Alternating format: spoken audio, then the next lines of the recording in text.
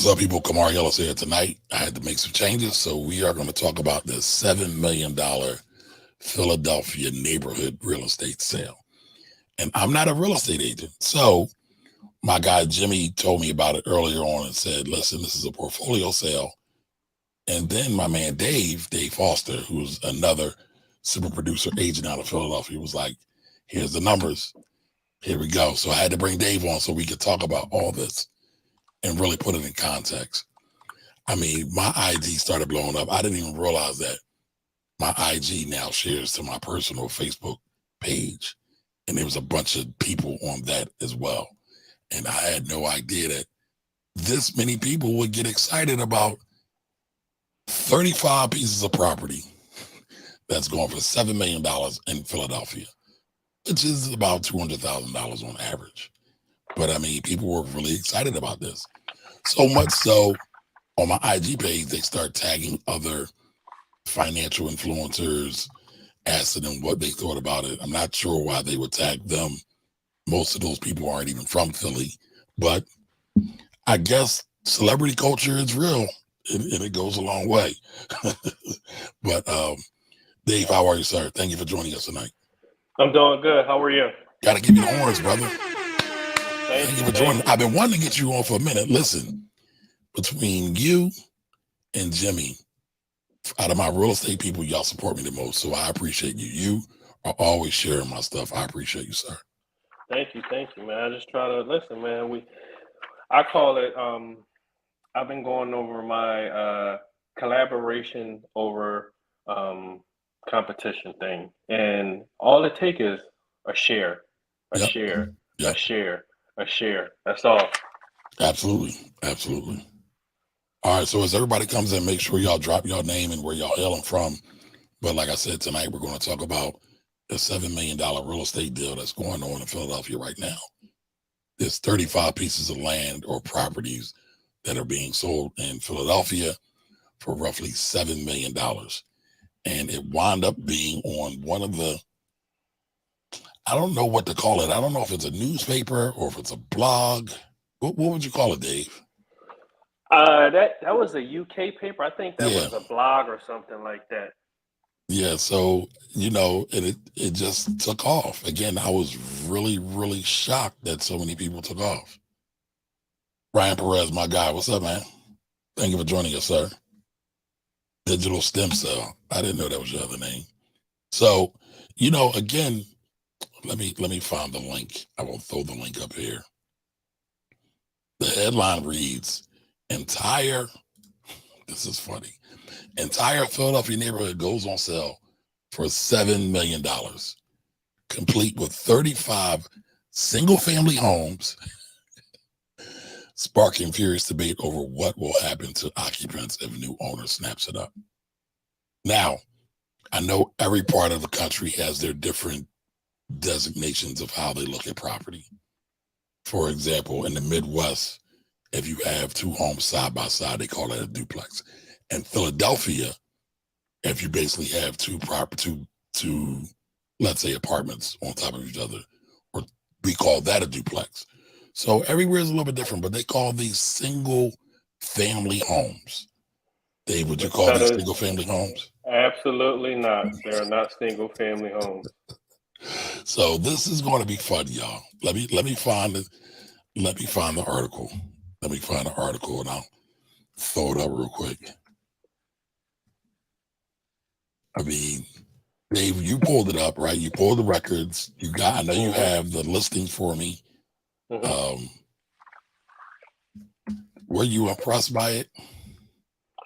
From looking at the properties, absolutely not. Just looking at the numbers, absolutely not. This will be a deal from from someone from California who wants to be an investor, and he just throws 7 million at it and just let it marinate. That ain't someone who actually running the numbers like this is a deal. No, Mm, it's not a deal. okay. All right. So I have getting a whole bunch of ads for this thing. So it's from the Daily Mail. It's from the Daily Yeah. Mail. So let me pull it up real quick. so we can share and we can look at it. And then once we do this, we can go through and we can look at the deal and we can look at, what you need or what you should be thinking about when you go through a deal. Now, Dave, before we jump into this real quick, what qualifies you to talk about this? I've been in the real estate industry for 16 years now. I'm a accredited investor. I'm a licensed realtor. Talk. Now, if y'all don't know what an accredited investor is, listen, Dave's from Philly, so I'm not going to put his numbers out there. But basically what he's saying is he got a couple dollars. Dave, you might really need to hold $1 or $2. So I'm also a realtor in multiple states and an investor in multiple states. So I think I know a little bit. All right. What made you get into real estate on the agent side? It was something that I always wanted to do. Growing up in Philadelphia, I saw a lot of dilapidated houses, and I'm like, I wouldn't mind buying that house and making it look nice and, making some money off of it. Okay, so not only are you a real estate agent, you're also a real estate investor, correct? Absolutely. What do you enjoy more, agent or investor? Honestly, I like both, but furthermore, I guess they say if you love what you do, it doesn't seem like I'm working. Every day is something different, and I'm up at crack of dawn, do my workout, come home, and attack the day. So rather, I'm working on my stuff. I'm helping a first-time home buyer. I'm helping one of my investors I didn't work with for years. It's all just fun to me. Like, it's always interesting to me. Okay. All right, so let's pull this up.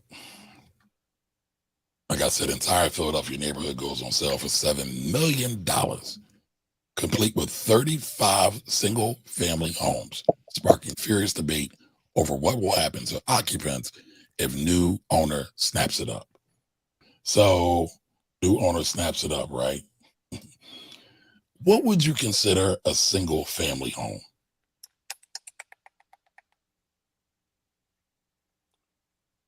Dave? For a single family home, what I would consider is basically you have a home, you have nothing next to it and nothing next to it. Okay. All right. I just want to establish that. I'm inside a single family home. It is nothing attached on either side. There's a lot of land. Not in the front, not in the back, not in the side, not the other side. It's just all land, all grass, all trees, bushes and stuff. Absolutely. That is the definition of a single family in our region. Okay. Now, so we're going to pull up and so listen, y'all want to share this out with anybody who is interested in getting involved in real estate. Because not only are we going to talk about this deal, I'm going to pick Dave's brain a little bit to see if this is actually a good deal, right? And he kind of already gave that away a little bit, but we get to see what it is, and I guess we're actually doing a little bit of marketing for the listing agent for this. So if anybody's looking to do any investing in Philly, so as of right now, this property has been on the market for all our property's been on the market for 84 days.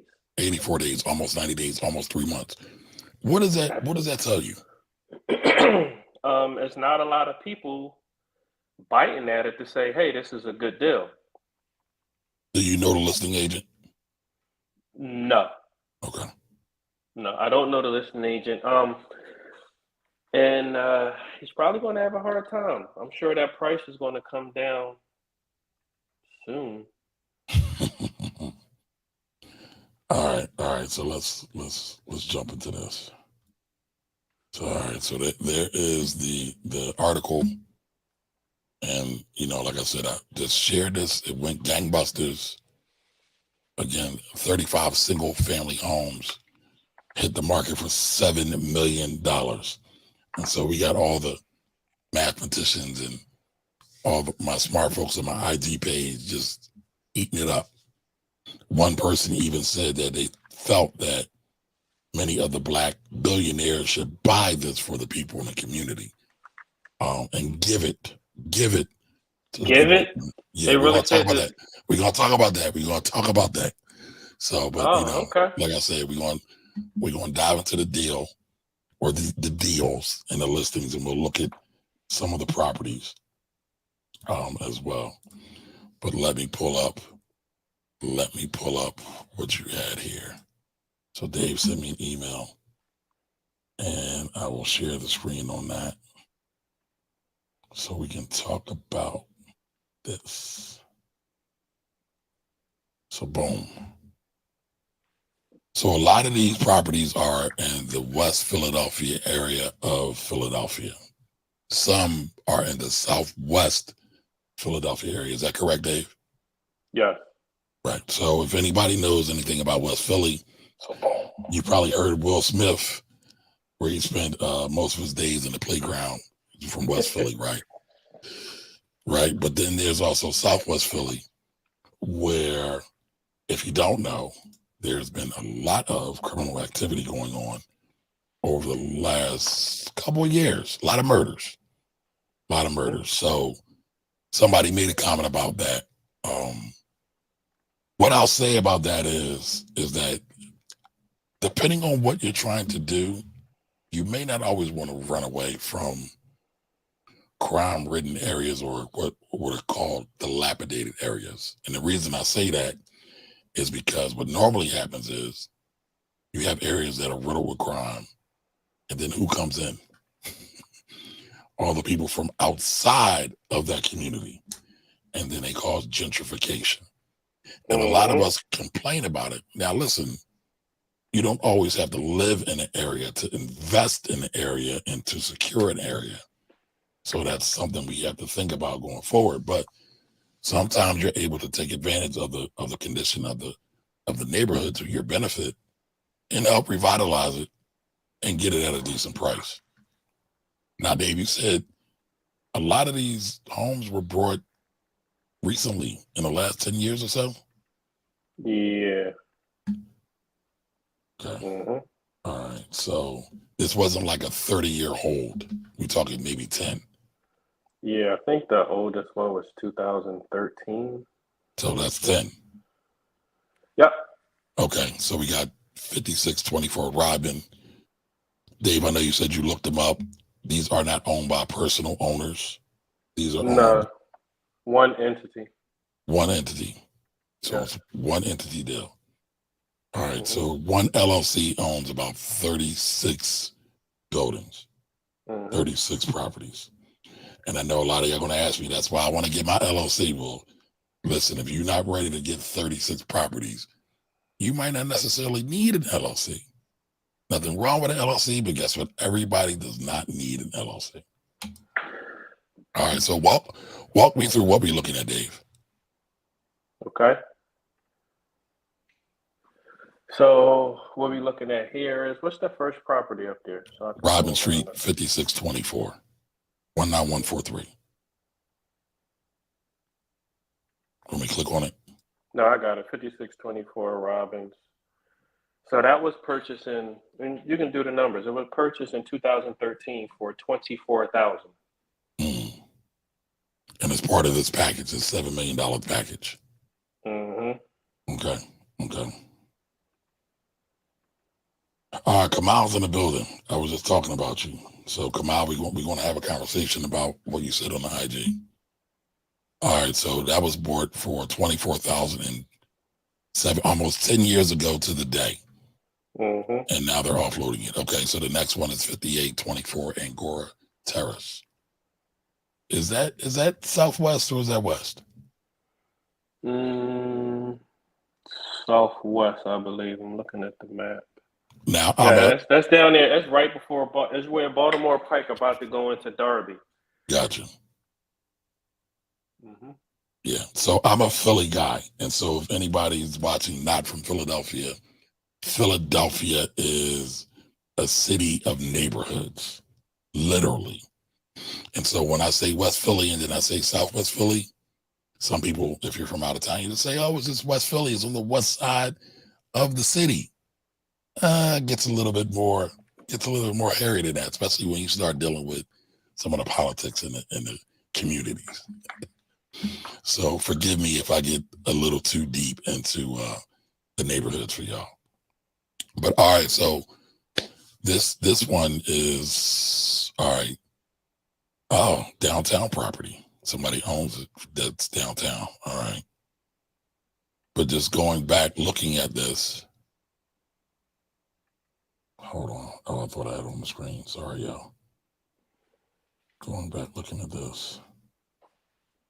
All right, so I'm looking at the second one on Andorra. And 5825. yes, 5825.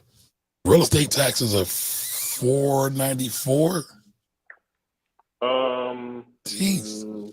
No. I'm looking at it and it says 901. $901. That's the 2013 tax. Okay. Oh, I see it. Yeah. On the left there, it says municipal tax and school tax. So yeah, so you add them together, and that's how right. we come up with the 901. tax bill. Yeah. Gotcha. But that's still pretty low. That's very low. Now, this property was sold for $7,500 in 2013, in October of 2013. Well, between August and October. Depends on, I guess, when the settlement was complete and recorded the deed. So it looks like this property is about 1,200 square feet. So somebody divide 7,500 by 1,200 square, by 1,200. Just to see what the overall, no, I'm sorry. So that's the square footage of the above ground finish, 12. So Dave, should we be looking at the 1203 number for square footage or the 1,039? Let me get back over there. The square footage for the property. Yeah, it's 1203. Okay. All right. And then it's zoned as a RSA 5. Residential. Right. In Philly, we have all these different zoning codes. I mean, a lot of other cities do too, don't get me wrong. But somebody might want to know this. So it was brought for $7,500 back in 2013. The city has it assessed at $64,400 as of whenever Dave ran this, I'm guessing today. So that's a significant amount of bread. That's a nice piece of appreciation. So let's take it a step further. Okay. If you can, pull up the Google map image of the property, because when you see the property, you're going to see that they purchased it for 75, but they put money into the property. Well, this one says no picture available. But let me go to Google Maps. Oh, gotcha. Yeah. Do that. Let me shift. Now, Dave, are you telling me that I can just start real estate hunting just off of Google? I don't even have to go drive by the property. I don't have to drive for dollars. Looking at Google is a start, but I like to be, in the trenches. Like if I see something, I'm going to the block, I'm checking out the neighborhood, I'm looking all around. I'm not just taking this Google picture. Why do you not just trust Google? The reason why I don't trust Google is because, it can look nice, but when I get down there, it might be a war zone on the next block. And I'm thinking I'm going to buy this house and I'm going to make all this rent money when no one wants to rent because the block over is hot like fish grease. And I'm guessing you see that a lot. Absolutely. I mean, I know there was some other people in Philly that got caught up in this real estate, I call it kerfuffle, where people were saying they brought property sight unseen. When they finally drove up or got to see the properties, sometimes they were just empty lots. Sometimes because the city demolished it already. Yeah, something like that. And then sometimes it was construction supposed to be worked on but never got worked on. All right, so this is the 58. I mean, it's 5825, I believe it is. Yep, 5825. Okay, So so that's not it. Right. That's not the property. Go down the street. It's the one with the white look on the right hand side. The other side. No. The other side. Yeah. Okay. And go down a little bit. It's the one with the white railing coming down. Yeah, that's it right there. So as you can see, they probably purchased this house for $7,500, as we said, but they put money into it. Looked like they redid the steps. As you can see, they got updated electric because you got an outside outlet. None of the other houses have outside outlets. Right here at right by the door Yep. underneath the mailbox. Got you. Aluminum vinyl siding under the porch, which they put a new porch on probably. A railing, banister. They got some block windows.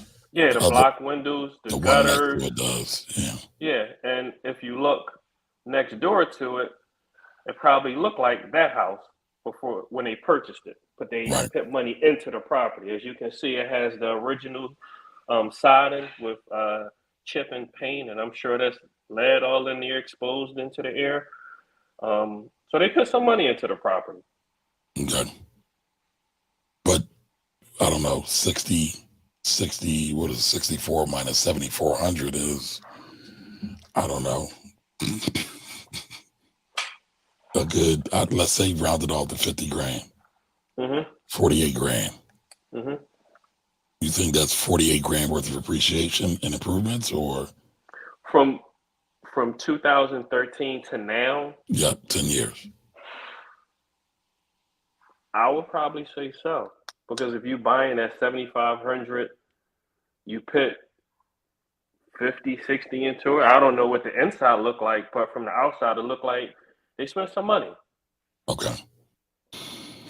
And that's not, I don't think that's like someone who just did a lipstick job, just looking from the outside. Gotcha. You think they put some time and money into it? And did it right? It may be because they could have just left the aluminum siding on the side and painted over it. Right. They slapped vinyl on there, so it looked like new windows. They actually did put new windows in, you can tell. Yeah, because none of the other ones on the block are the same. Exactly. Right. Yeah. New storm door also looks like, I mean, that storm door is not too expensive, but nonetheless, they still did something. Okay. All right. So that one doesn't look too bad. So let's go to, all right, so let's go to another one, 5734 Rodman. Let me pull that up on the map. So they have pictures in here from 2014. It don't look bad for 2014. Okay. All right, let me go to that. And just bear with me for a second, y'all, because I'm actually going to Google, pulling up the Google map. And then I'm also pulling up the listing Dave had.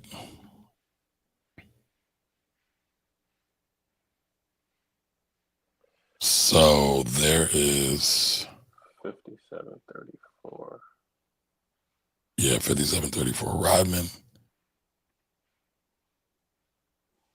It looks like they originally tried to list it in 2013. Well, no, did they buy it or did they try to sell it in 2013? From September 12th. No, from my record, 7/22/2014, it was purchased for $35,000. Okay, I'm looking at the previous list price then. Okay, so just because something is listed at a certain thing doesn't always necessarily mean it was bought at that number. Wow, so this is interesting. I don't know if you can see this, but the original price was $79,900. Right, that was the one I was talking about. And September 12th. Right, so that's what it was listed for, and they kept bringing it down. It was on the market for 272 days. So that's almost a year. Yeah, a year. So they tried to sell it before.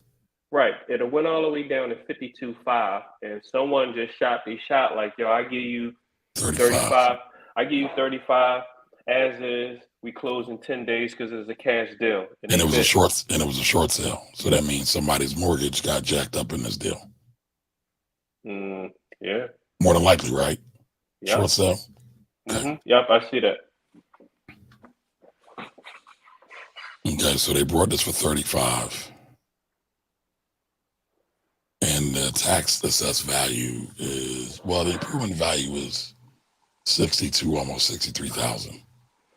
So they doubled, about doubled, a little less than double. Interesting. All right, so let me try to. And if you look at it, is the house uh is next to a beige house. 57. What is it? 5734. Yeah, it's right next to that beige house. And if you look at the house, it's basically the same material from the other. It's on the other side of the street. Down a little bit. See that beige house? Yeah, it's to the right of it. So if you look at it, it's the same material. Look, the same exterior door, the same screen door, Yep. windows, white white vinyl siding, blocks. They paint the steps, put the railings in. Same paint as they painted the stuff too. Look, and then you see, you notice the door, the house next to it, do not have a light on that exterior front. There's, an outlet. There's the. So at least can't really see it from that angle, but I would believe, like you just brought it out, I would believe that's the deal with this one as well. Google isn't, you can't always get into the spots and angles that you want to get into with the Google, but you get a good idea.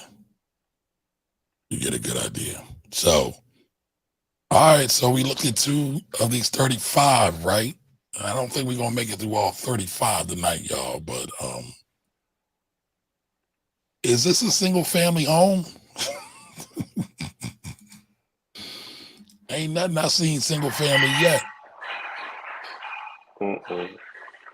House on one side, house on the other. So in Philadelphia, we would call this a basic row home. Now, if we want to get fancy, it's a townhome.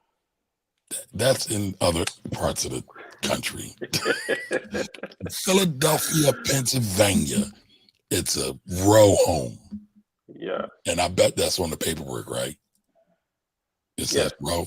It doesn't say townhome, right?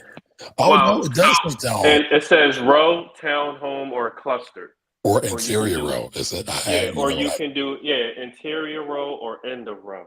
Right. Yep.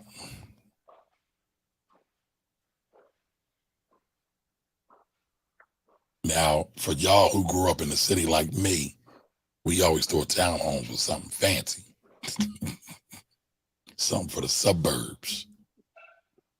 But it's funny, man. I've been having these conversations with people recently, and they're like, the suburbs are so great and everything in suburbs go up. And I'm like, when you look at some of these suburbs, now as a kid, you think that way, but as you get older, you see some of these suburbs are sometimes just as worse as some of these war torn neighborhoods in the inner city.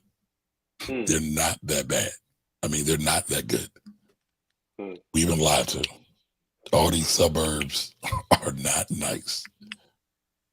They are not nice. All right, so let's get to the next one. So, all right, what do you think about the valuation on that one? It's selling for, what did we say? 67, I think. Or that's what the tax, 60. Which one you looking at? I'm just going to do a quick comp real quick. We on Rodman? Yeah, 5734 Rodman. All right, hold on one second. Let's just run some quick comps. There's a 3-bedroom house. Let's see what they're selling for currently.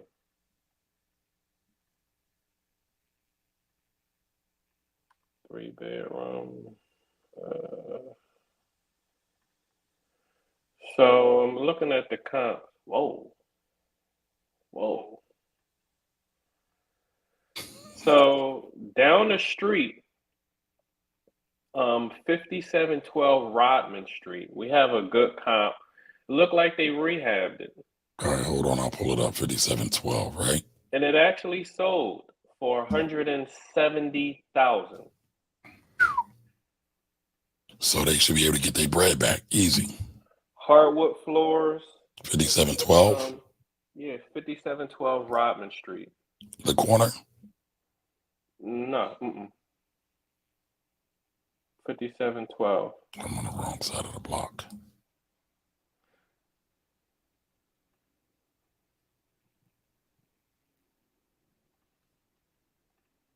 $57.14. 57 is 5712. That doesn't. All right, let me put it up. No, just take it and put it in Google. Just 5712 Rodman Street, and it'll pop up on Zillow, Trulia, Realtors, one of them, and you can see inside of it because I want you to see the inside. Okay. 5712 Rodman. Rodman, yeah. All right, it's on Zillow and Redfin. hmm Okay. Give me a minute, y'all. I gotta switch over. Un momento, bear with me 1 second. Do me a favor, y'all. If y'all are enjoying this breakdown, be sure to like, comment, and share this. Be sure to subscribe to the channel. Y'all all know I'm on the march, the 10K march by December 31st. We're looking to get 10,000 subs on the YouTube channel by December 31st. So share this out with anybody who wants to know about money from a Black perspective. Y'all know our whole aim is to make wealth Black again. So, all right, so here it is. This is the house that's down the street from that package. Just got sold for 170,000. So if you're running comps and you think about buying this house, this is a good indicator. The property just sold Earlier this year, about 5 months ago. yeah, 6 months ago. February 7th, 2023. Okay. So you're looking at for 170,000, I could have got this right here. So you can see what's the ballpark of what you want to pay for it versus, what you're going to get. New heater, new water heater. Looks like new Yeah. furnace. So you got ductworks.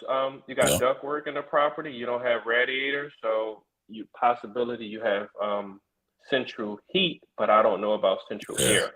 Right. Okay, so my Google. Oh, well, this is cool because we can look at before and after. hmm So, some carpet looks like on the second floor. hmm This is a good starter home. This is a really good starter home. For $170,000. Jeez. Not sure what's up with this tile. I don't know if it just wasn't crowded. Look at the duct. Look at the vent. Yeah. And then look at the rain shower head. Yeah. That's supposed to be on top of your head coming down on you. Well, I've seen those just kind of coming out. They just, But the vent there, that might be on the floor outside of the shower. Mm-hmm. They may have cut a few corners here. Yeah, this seam right there. Yeah. Shout out to my dad who was a property manager and always in the real estate. So who always got the paint? Who always got to hang sheetrock? Me. So I'm not just saying this stuff. Oh, and that looks like the old pine wood. They painted the wood walls. Paneling. Paneling. Thank you. They cut a few corners, just a few.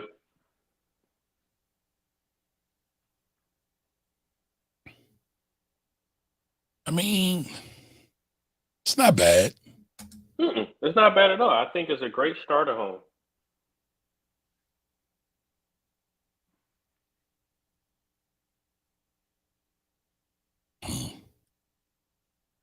They left the stained glass window in there. That's a nice touch.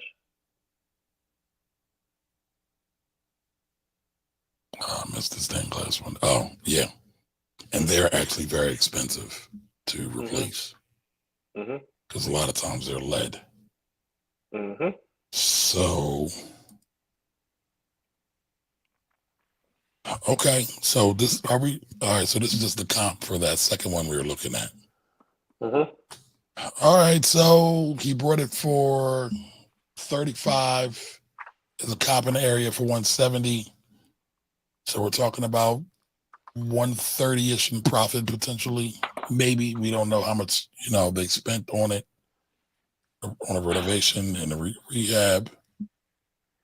Based on this one, I'm guessing 30 to 40, maybe, depending on how much if they did ductwork or had to do ductwork, because a lot of times these older row homes do not have ducts already installed. They have radiator heat.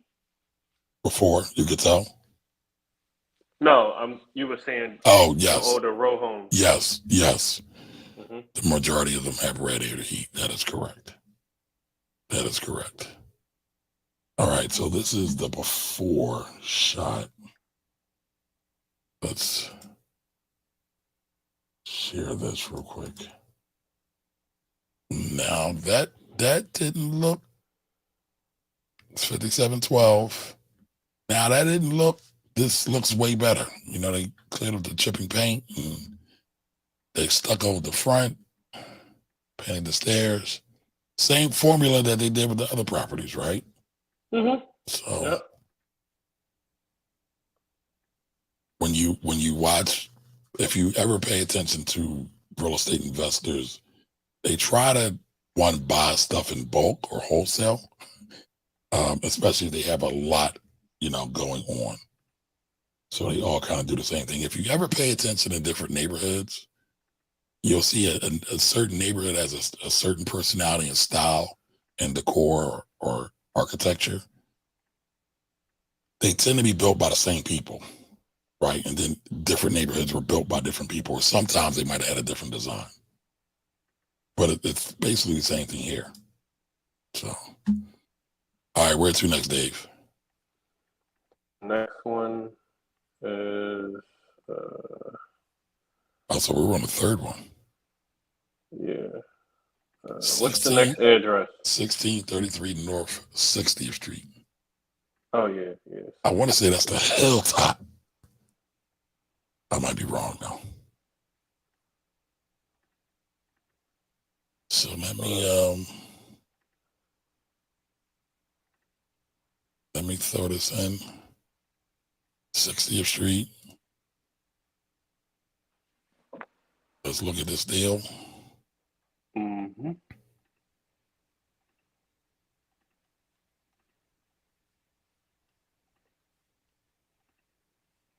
All right, brought in 2014 for $18,000. Now assessed for 125. So when I say assessed, I'm looking at the city assessment. So the city of Philadelphia recently basically just kind of reassessed the whole city. And what that means is before they used to do this weird thing where they would have a real estate assessment for real estate taxes, and then the market values will be separate. Now, the market value is always 9 times out of 10 way higher. When before, right? No, now they are. So they only assessing the property at 60,000. But we just looked at a live comp at the last one, and what was it? 170. 170, yeah.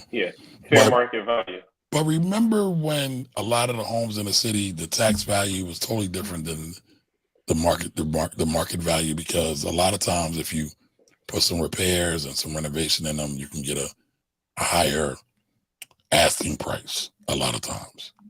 Mm-hmm. Well, and I mean, again, I don't know what these properties are cited because these are all sight unseen for us. Mm-hmm. Now, this one, they brought it for 18,000 and it now is assessed for 125, almost 126. Mm. So I don't know if something sold in the area or if that's part of the overall city's reassessment. Hope everybody understands what I'm saying there. I think it's part of the reassessment where they raised all of the taxes. Right. Yeah, they pretty much caught up, I believe. I'm not 100% sure. All right. So again, brought it for 18,000, August 11th, 2014. It is now assessed for 125. It's a row home, 2-story, or a townhouse, depending on where you are. So,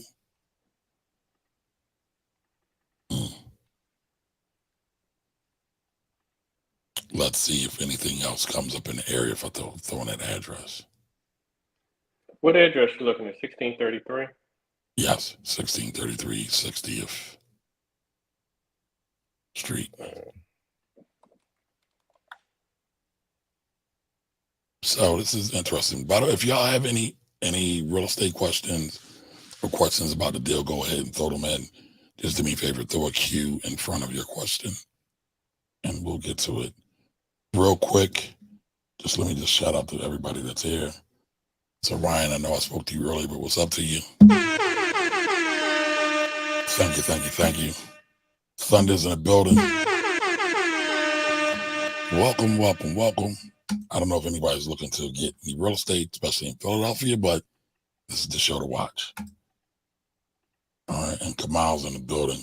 All right, so Kamal, don't worry, Kamal, we're going to get to your question. Kamal said, can we just get some black billionaires? Just give these properties away to help the community, to help the people. Okay. And then Kamal was getting a little bit of spicy on the IG. I want you to look up 1625 North 16th Street. This is a really good comp. North 16th? North 60th, sorry. North 60th. Oh, that's like 2 doors down. Yeah, it's a good comp, too. All right, you said 1625? North 60th Street.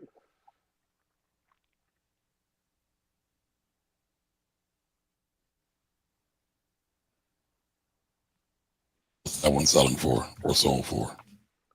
265,000. Whoa.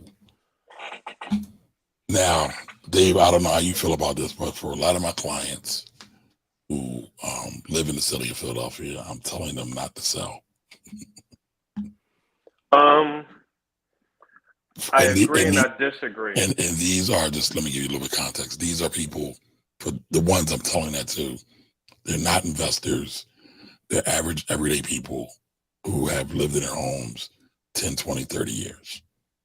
Mm-hmm. And so don't necessarily they're not, even if savvy. they sell it, they're not savvy. Yeah, they're not going to be able to really go anywhere. So that would be my question. What are you going to do once you do cash out? Right. I've been had a lot of people take advantage of 1031 exchanges. Okay. Even for residential? For residential, if okay. they was going to go do something else, or people just downsizing. Listen, I'm gonna cash out. I'm gonna go get me a 1-bedroom condo up on City Line Avenue, and then that's where I'm gonna be at. But if you don't have them things going on, hold on as long as possible. Gotcha. So we're on the same page. Now, Dave just mentioned something. He said 1031. What is 1031? 1031 is IRS tax code for doing a like-kind exchange in real estate. So anytime you sell a piece of property, that's considered a capital asset, right? A lot of times you might have to pay tax on that. Now, I don't want to go too deep into the technicals because there are some exemptions when you are a residential owner and have lived in a property. It's either 2 out of the last 5 or 3 out of the last 5 years. So sometimes you're able to exclude up to $250,000 in profits or $500,000 in profits if you are married. So, for example, let's say you bought a house for $100,000 20 years ago. It's selling for $400,000 now, right? So that's roughly $300,000 in profit, right? Roughly. Technically, if this was just a regular sale, you would be paying tax on $300,000. But since you lived in that property, I'm assuming you lived in the property for 2 out of the last 5 years, you don't have to pay any tax on that. So you don't have to, usually most people don't have to pay any tax on the residential sale.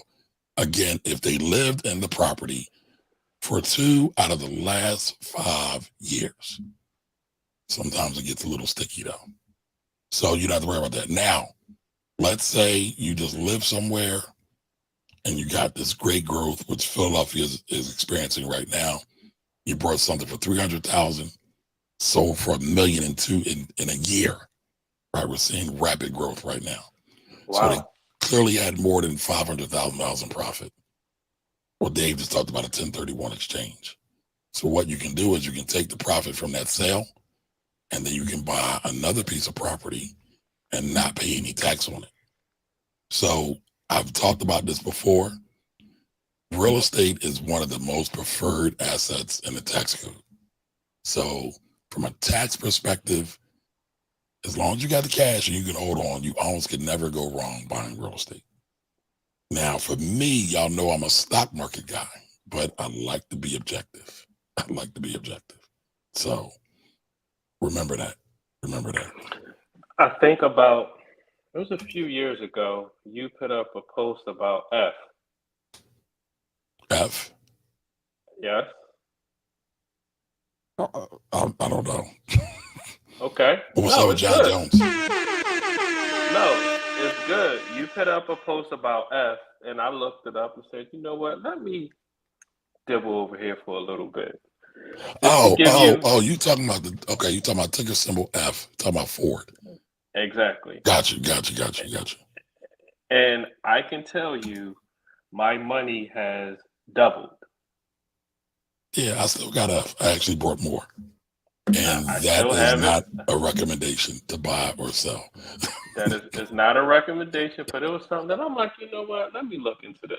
Mm-hmm. And yeah, thumbs up, 2 thumbs up. All right, well, I'm glad I was able to make you some money. That's why you like to share my show.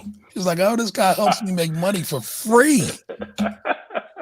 I don't think I don't know. Do a lot of people like when you post that stuff? Do they take it serious? Do they even look into it? Like some do and some don't. Some people just look at it like. And the reason why I was buying F was this was right after the drop in the pandemic. Ford went. I think it went to either $4 or $5. I think it went to 4 first. I didn't get into it until 6. And it was like, well, I know Ford's not going out of business. The government's not going to let them go out of business. A couple years later, they're now like 14. I think they hit 20 at one point. But I had made money with Ford a couple of different ways. I bought some options with it, and I had the stock. So, yeah, there's a you can get busy in the stock market because, like, I'm even thinking now, do I want to buy? Because years ago, I had some rental property and sold it. I had it with a partner, and I've been out of the market. I have a lot of real estate clients, so I see a lot of stuff. And I'm thinking, well, do I want to get back in the market? But I'm lazy. And I mean, I can always find a property manager, right? But I have something even better. Something that I actually how I learned about being an accredited investor. Syndication. Yeah. You got to trust the people, though. Yes, and the referral was someone that I work with that I introduced into the real estate business. I had a client from DC that wanted to invest in Philadelphia. They came up, they looked up, they bought a property, but they wasn't for the all calls and this, that, so they got rid of it. Fast forward 5 years later, they on social media talking about they just bought a hotel. What's this about? Right. Well, I'm with this syndication. I'm in 3 of them. I'm gonna put you in contact with the people. I can vouch. I can show you my stuff. Well, Show me. fast forward. Finished the accreditation. Um, Proud owner of a luxury apartment unit in Myrtle Beach. Nice. Nice. Now, So it's easy. No, right. nothing. You gotta put your bread up. Exactly. And Yeah. you got to trust the people. You got to Right. know who you're dealing with. Now, Dave, since you brought it up, do me a favor. Can you explain to people what syndication is when it comes to real estate? Syndication is when you are with a group of people who all come together and purchase um, a big apartment complex, a car wash, an Amazon warehouse, and you get a dividend every month. Um, the one that I'm involved in is actually they're on a 3 or 5 year plan, and once they sell it, you 2 or 3x your money. It depends on what you invest in. Okay.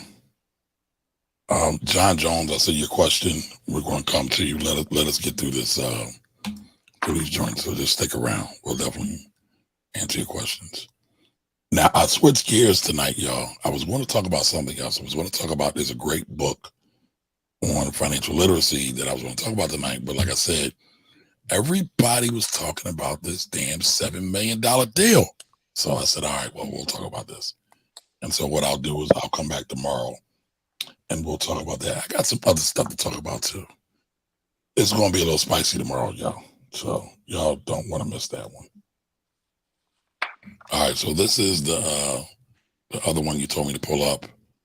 1625 North 60th Street. Yes. Okay, it just sold 3/3/2023 for $265,000. Now I'm trying to 4 bedroom. Where are you? I would just Google the address and then it should pop up. You know what? Google the address and it should pop up whatever the sold listing is or was. 1625, right? Yeah, 1625 North 60th Street. 19151. Yep.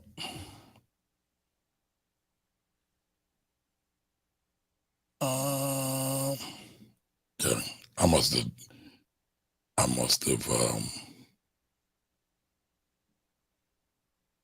hit the wrong button or something.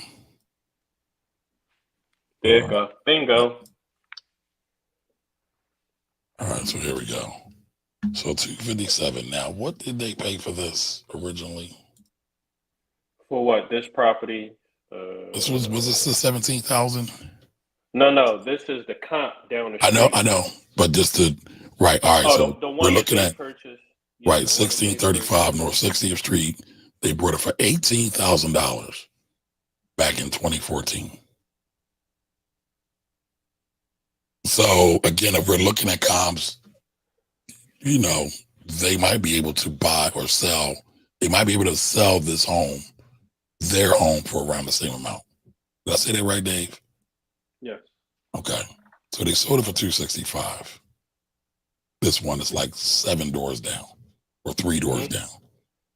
And their home they bought for $18,000.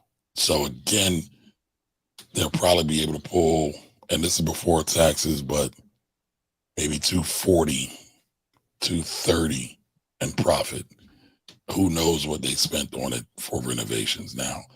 This home looks like they put some money into it.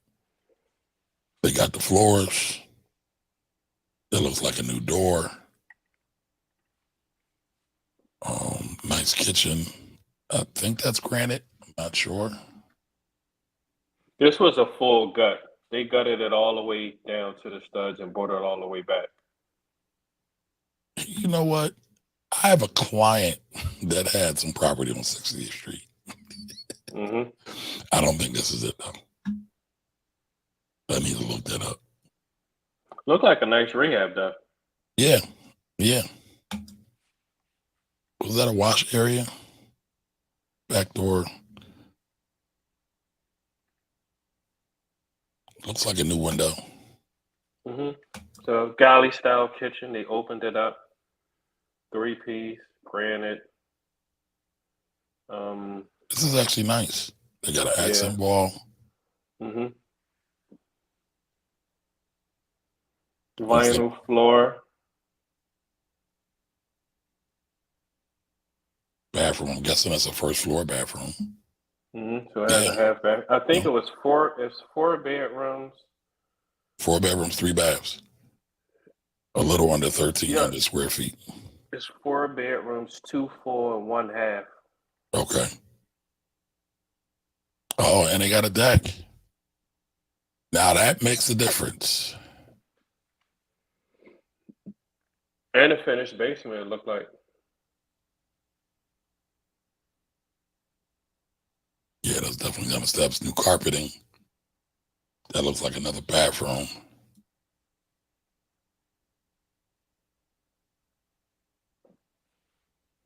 Window.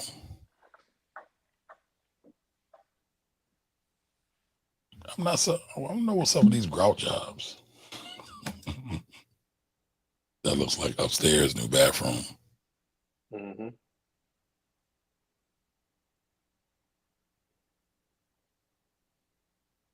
New. Is it? No, that's a pan right there. Right, that's a shower. Yeah, shower pan. That might be in the basement, in the front of the basement.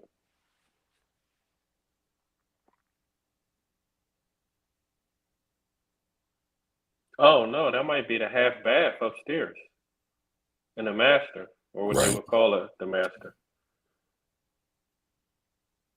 Looks nice. 265. hmm Now, are there any pictures of 1633? Did you No, see? No. no pictures at all. No pictures. All right. All right. So, They bought 1633 North 60th Street for 18,000 from the sheriff's sale in 2014. oh, there was a sheriff's sale. hmm Ah, okay. mm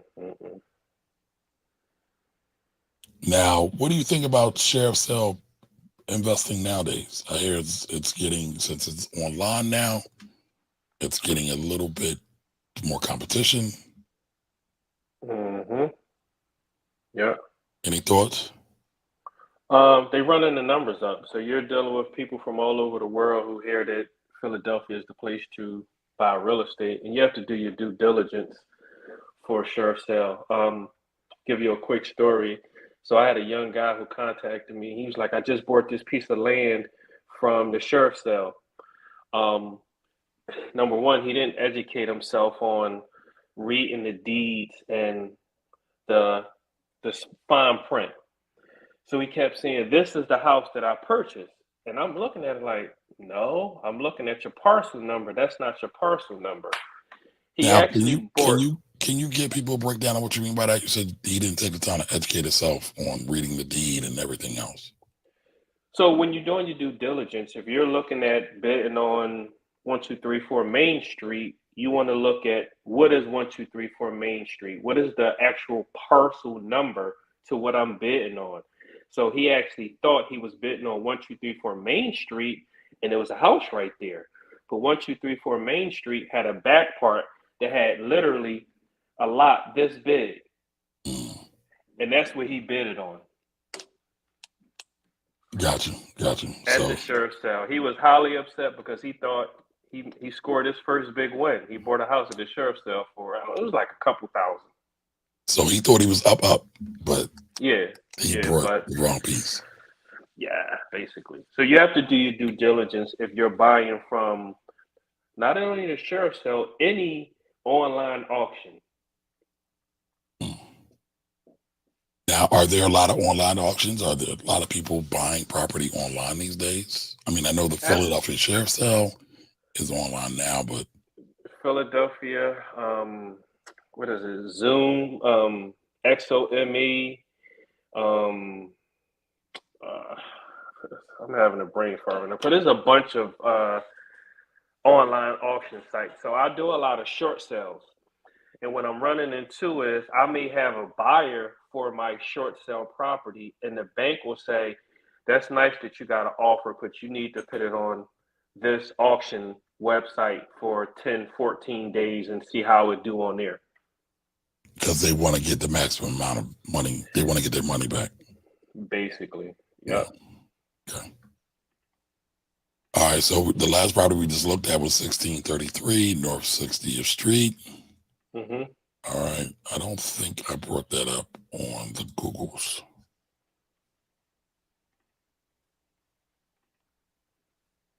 Pull this up now.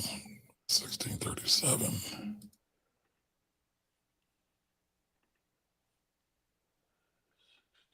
33. 1630. I don't think you're going to be able to see it. There's a big tree in the way.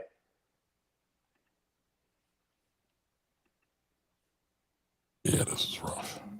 25, 27, 29. It's right behind that tree. All right. Well, I'll just show y'all that I at least tried to find it, y'all. Y'all can't say I'm gypped, y'all.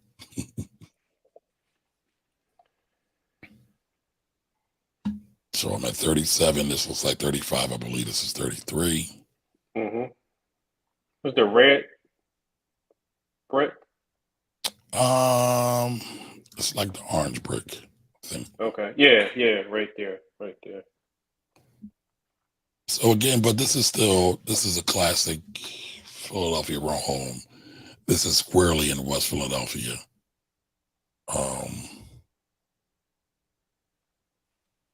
Let's see if I can, because this red brick is, I believe, it's 1630.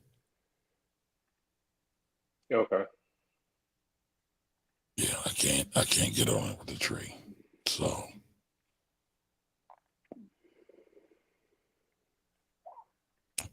looks like an abandoned home right across the street. But you know, this is tree still got this street still has trees on it. So a lot of our homes in the West Philly, or what we call the uptown area, used to have a lot of trees. They were tree lined streets. Mm-hmm. Over the years, that has changed. A lot of them got cut down. Trees get sick. They get struck by lightning or have a major storm and they come down. And a lot of times they want to take them down because they don't want the liability issues. 1635. So is that Lansdale?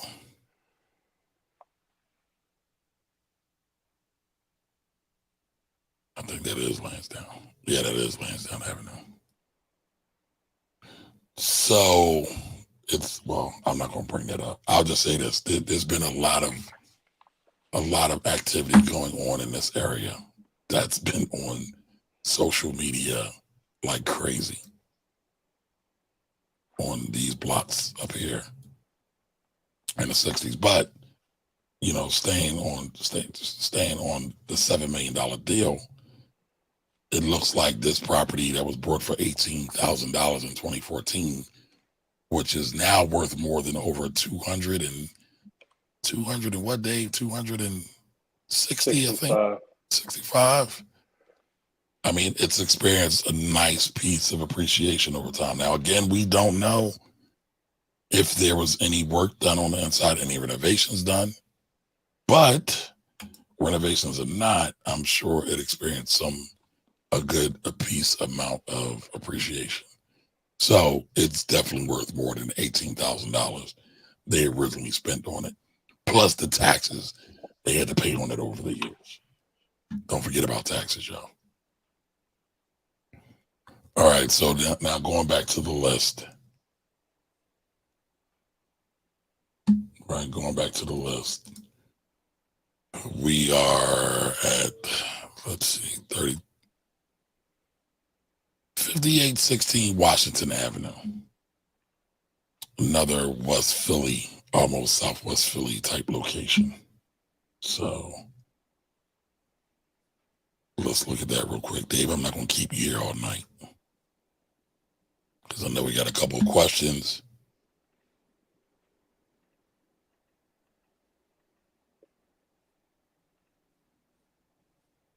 Now, I bet the Washington Avenue property is really nice. That's a nice block, 58th and Washington. If you look at the picture when they purchased it, it wasn't very nice. Really? Nah. All right, so let's go. All right, I got to go back. Let me look at this one. All right, so Washington Avenue. How much was They paid 35,000, 35, the 3,500 they paid for it. They paid 35,000 for it. right in 2014? Yeah. Right. Let's see. So the public remarks on this are interesting, right? So it says, attention builders, investors, rehabber, and contractors. 4-bedroom property in need of TLC in one of the greatest sections of Cobbs Creek, right? This property has solid structure and is ready for easy rehab. Property is priced to sell. 4-bedroom, 1 bath. Buyer is responsible for UNO. So UNO usually is for properties that are doing some type of retail business. No, it's use and occupancy. So when you sell a house Oh, in the city of Philadelphia, you have to go through L&I. I usually go to Eclipse system, and basically saying there are no violations against the property. It'll say, hey, there's no violation, or to say, hey, it has a violation for not cutting the grass or something like that. right. So But basically, UNO is a tax. no, it's just the use and occupancy certificate that when you sell a property in the city of Philadelphia, you have to give that to your buyer. The seller usually gets it. So if I represent you, I'll just go to the city, pay for it, get it, give it to the buyer at settlement, and then get reimbursed. Okay. I don't think I knew that. Matter of fact, I did know that because Yes. anytime I deal with UNO, it's for retail. Like I help manage how can I say this? I don't manage that. I help do the financials for a major retail mall in Philadelphia. That's very famous. And they have to pay UNO taxes based on based on the square footage of retail property that's there. Okay. So, but I get it. It's something's being sold. So Caesar always wants his money. So, all right, 35,000. You got any comps on this one? I'm about to look it up now, but they did the house very, very nice. 5816. All right. Well, I got some Zillow for it. So I'll show that. All right, so here's the comps right here. So this is what it looked like before.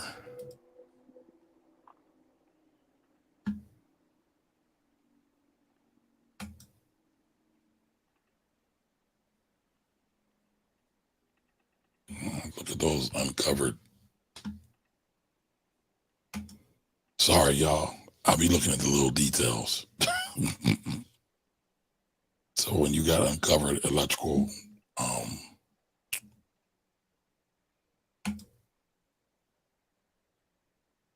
water heater doesn't look too bad. That looks like maybe an oil tank behind it.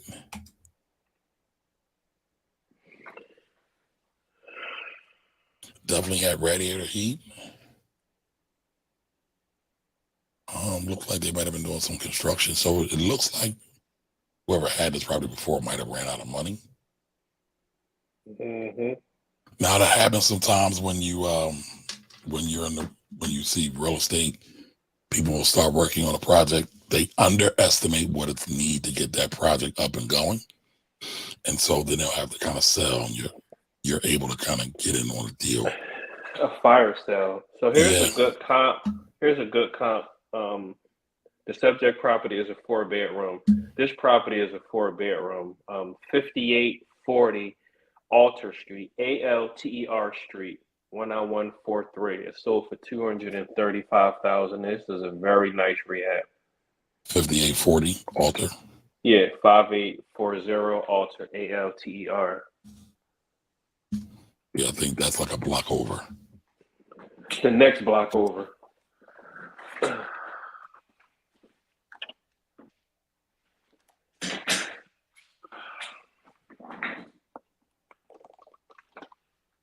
All right, let me show this. All right, so this is the yellow house right here. Why would anybody paint a house yellow? I mean, it's cool sometimes.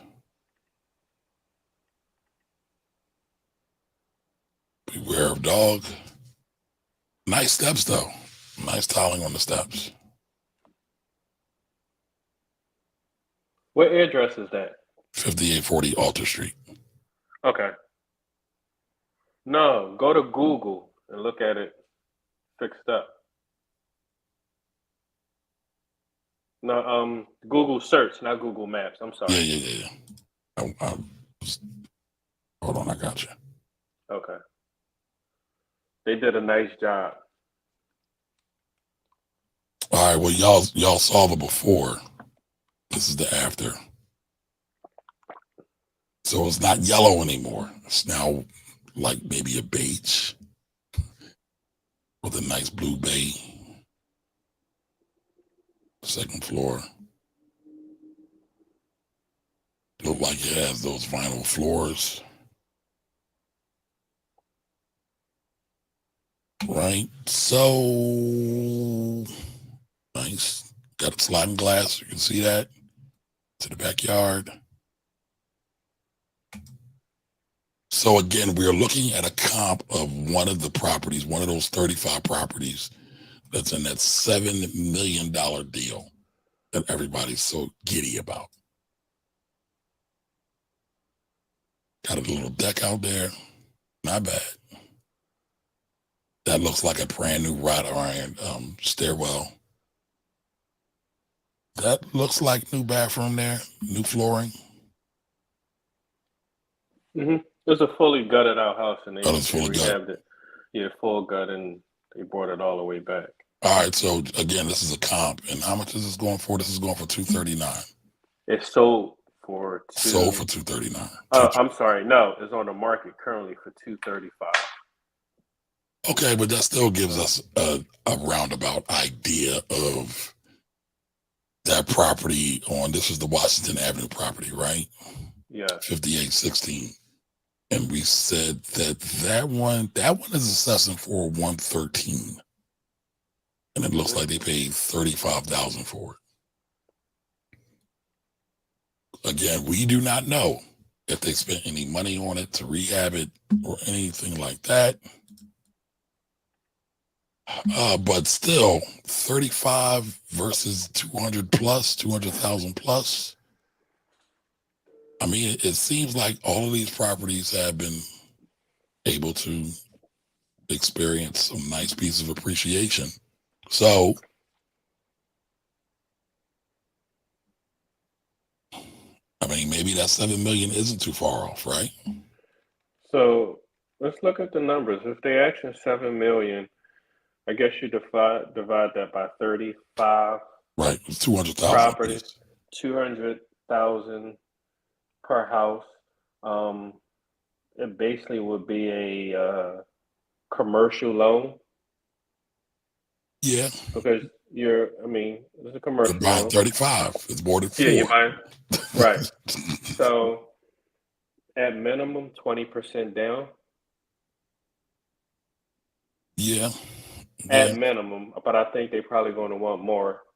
But again, don't want to get too technical. Usually in these package deals, a lot of times the sellers will give a little bit of seller's assist.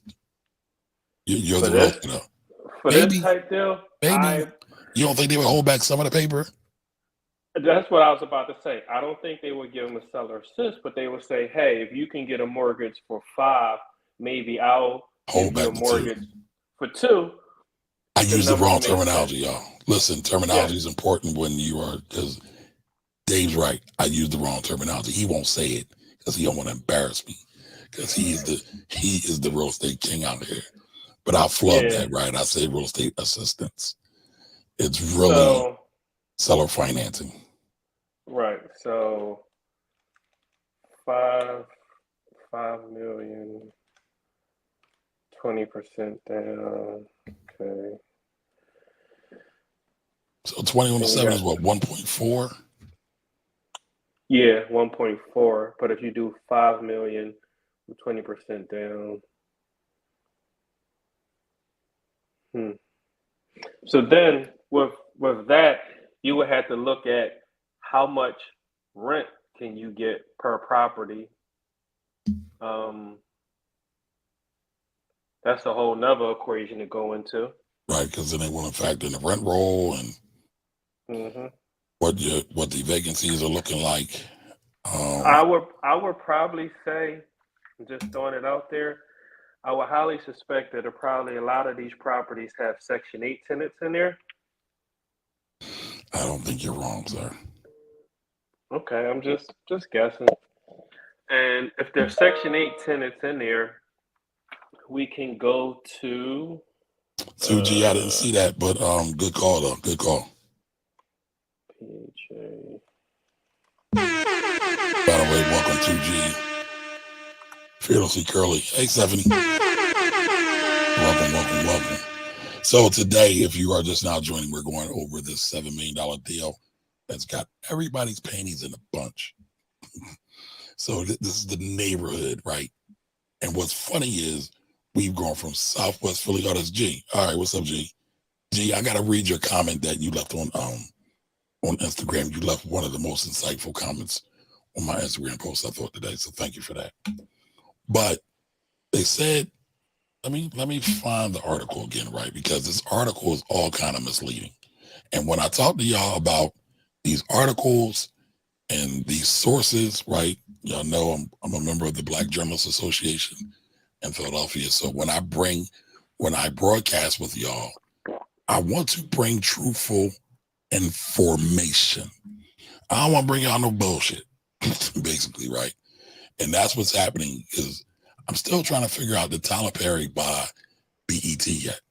Everybody on the social said it was brought.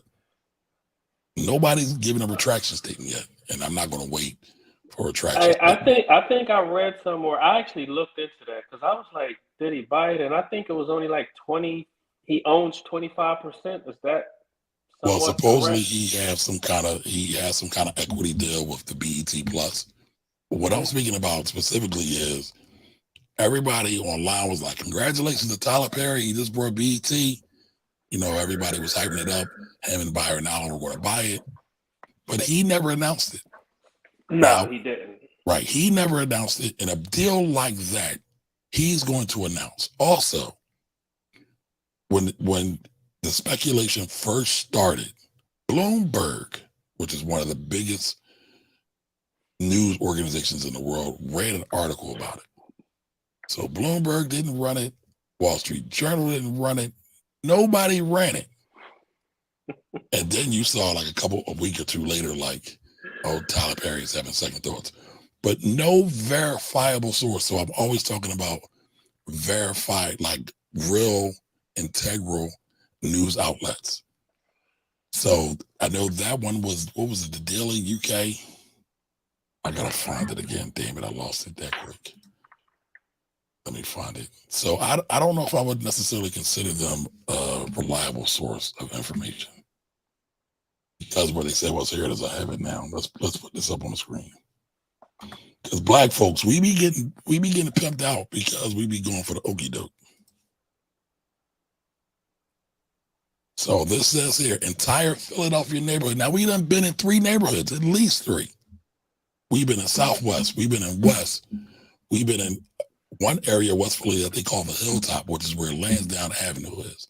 And again, I said I wasn't going to beat y'all down with the neighborhoods because Philly is an area, a city of neighborhoods, but those are 3 different neighborhoods.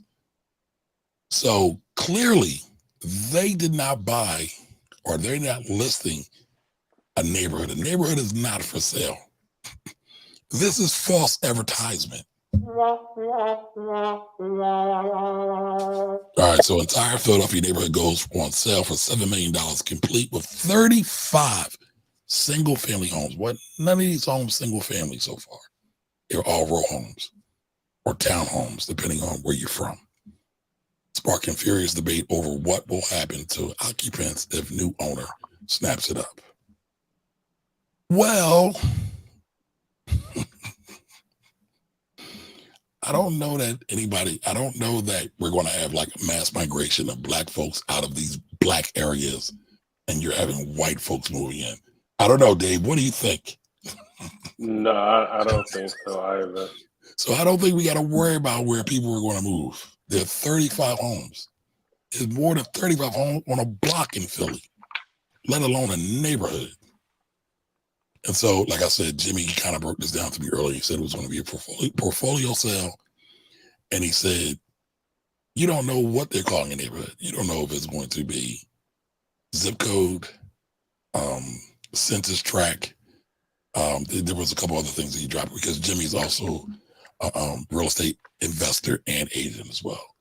But again, this is Cap. I need a Cap sound effect. I need a Cap. I need a Cap. You big dummy. You big dummy. You. But that's how they treat us, y'all. That's how they treat us. Oh, he's watching too? He won't be watching for long. He can't sit still for about 3 minutes. All right, so G, let me find your comment because I thought your comment was actually very, very insightful earlier. And then we'll get to the couple other comments that we have because I know John James has a question. Definitely get to that. And I know we're going to talk about Kamal's question or statement as well. And then Dave will let you get on and get out of here so you can go sell some more properties and get richer.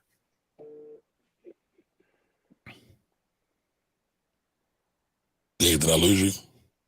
No, I'm right here. I was Okay. just logging into something. Gotcha. All right, so I'm going to pull up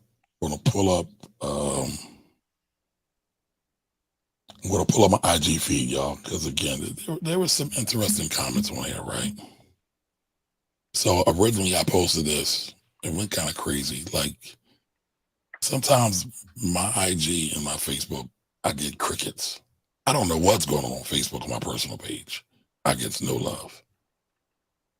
So I shared this and I said, where are my realtors? I know a bunch of y'all, realtors and investors. 221 likes in like an hour. It's been up maybe 2 hours. All right, so Garrett 215 is 2G Marketing on my YouTube. He says, low key, this is not even that good of a deal. $200K per crib, assuming as is condition, with people already living in them. So we're assuming people are living in them. We don't know if they're vacant or not. True. That's true. Sure, you can definitely add value and refi out a few of them joints, but joints is a Philly word, y'all. So joint is a noun. It's a person, place, or thing. But it sounds like it's a headache. Let me heart that. It definitely sounds like a headache to me. All right, Garen was throwing a little shade too. People in the comments saying this is cheap without asking any questions is hilarious to me. Can we at least see rent? He has a very valid point there. Yes.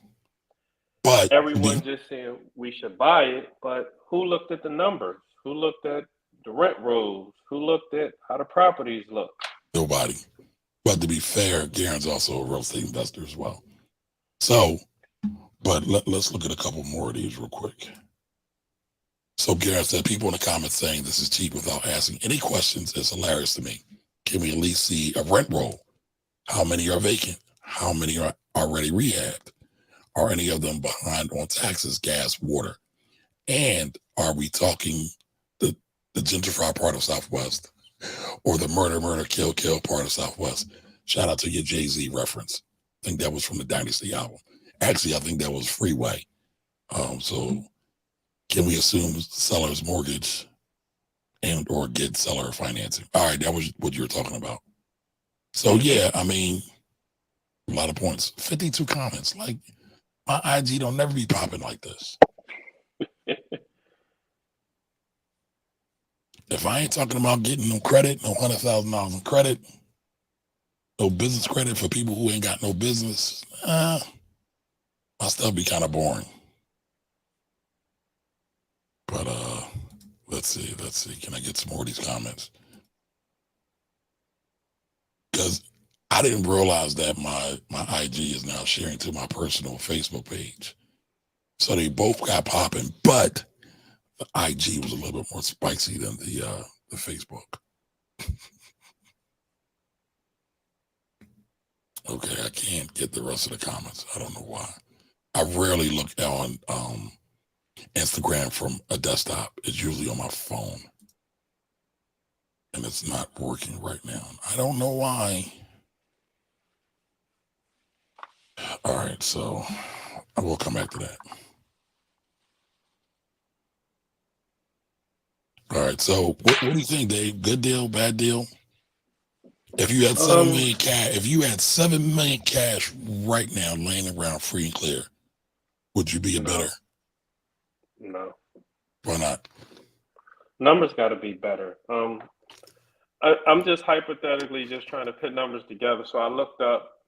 Let's say if we did do Section 8 and we paid $200,000 a piece, and we was collecting $1,700 a month from Section 8. $1,700 a month times 35 houses is $59,500 a month. Yes, per month.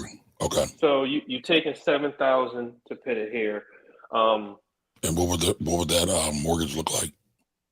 I didn't do the mortgage. That's the one I didn't work on. But I would look at the mortgage, depending on what the maintenance, taxes. Also, that's a big thing. A lot of homes in Philadelphia, the taxes is going up. I had a property that went from $3,200 to $5,300 a year. So that plays a huge part. If you're getting a mortgage, what's your interest rate? And this is definitely going to throw the assessments up. So absolutely. So you're definitely probably going to be looking at a bigger tax bill in the next year or two. Absolutely. So it would be something that you would definitely have to dive deeper into it and really, really look at the numbers. And the crime rating in the areas are not helping. No, it's not helping, but could you be early? Right? Could something else be coming? Yes, you could be early. And I don't know if you read, but inside of the description, I don't know if you heard about this, they was talking about the... Which one? It was, hold on, let me pull it up. They talking about the golf course. I'm sure you heard about it, right?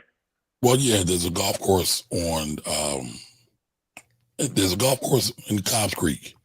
Right. So everything in or around there is using the golf course as we're getting this world-renowned golf course that's going to be close to the house that you're buying. That's true. The question I will be asking, though, how many other people actually golf? Like, I golf. I've been off for 2 seasons, but technically I golf. I got clubs. I go out. But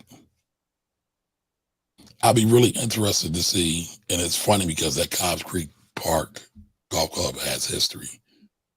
One of the first black golfers to... I read that. When I want to say one of the PGA tours, it was a while ago, but he came out of that off that golf course in Philly. Mm-hmm. I need to look that back up now. I think when I read an article, it was saying that was back in the day one of the only golf course that would let black people play on it. Yep. So Philly has a very interesting history when it comes to segregation, desegregation. And all you really got to do is peel back a couple of layers, and it's not even that far defined. But going back to the deal, I'm looking at these 35 properties, mainly in 19143, 19139. So primarily in West Philly, Southwest. I guess you could say University City to a certain degree if you want to get fancy. Some of them. Mm-hmm. And the reason I made a distinction, y'all, again, I tell y'all, Philadelphia is a city of neighborhoods. University City typically is going to have the homes there are going to appraise higher than your homes in Southwest Philly or West Philly. And it's not really that far in proximity. So for anybody that's watching on the replay or that's watching live that's not from Philly, I want you to be able to understand that. But again, these are not one neighborhood. It's not one neighborhood.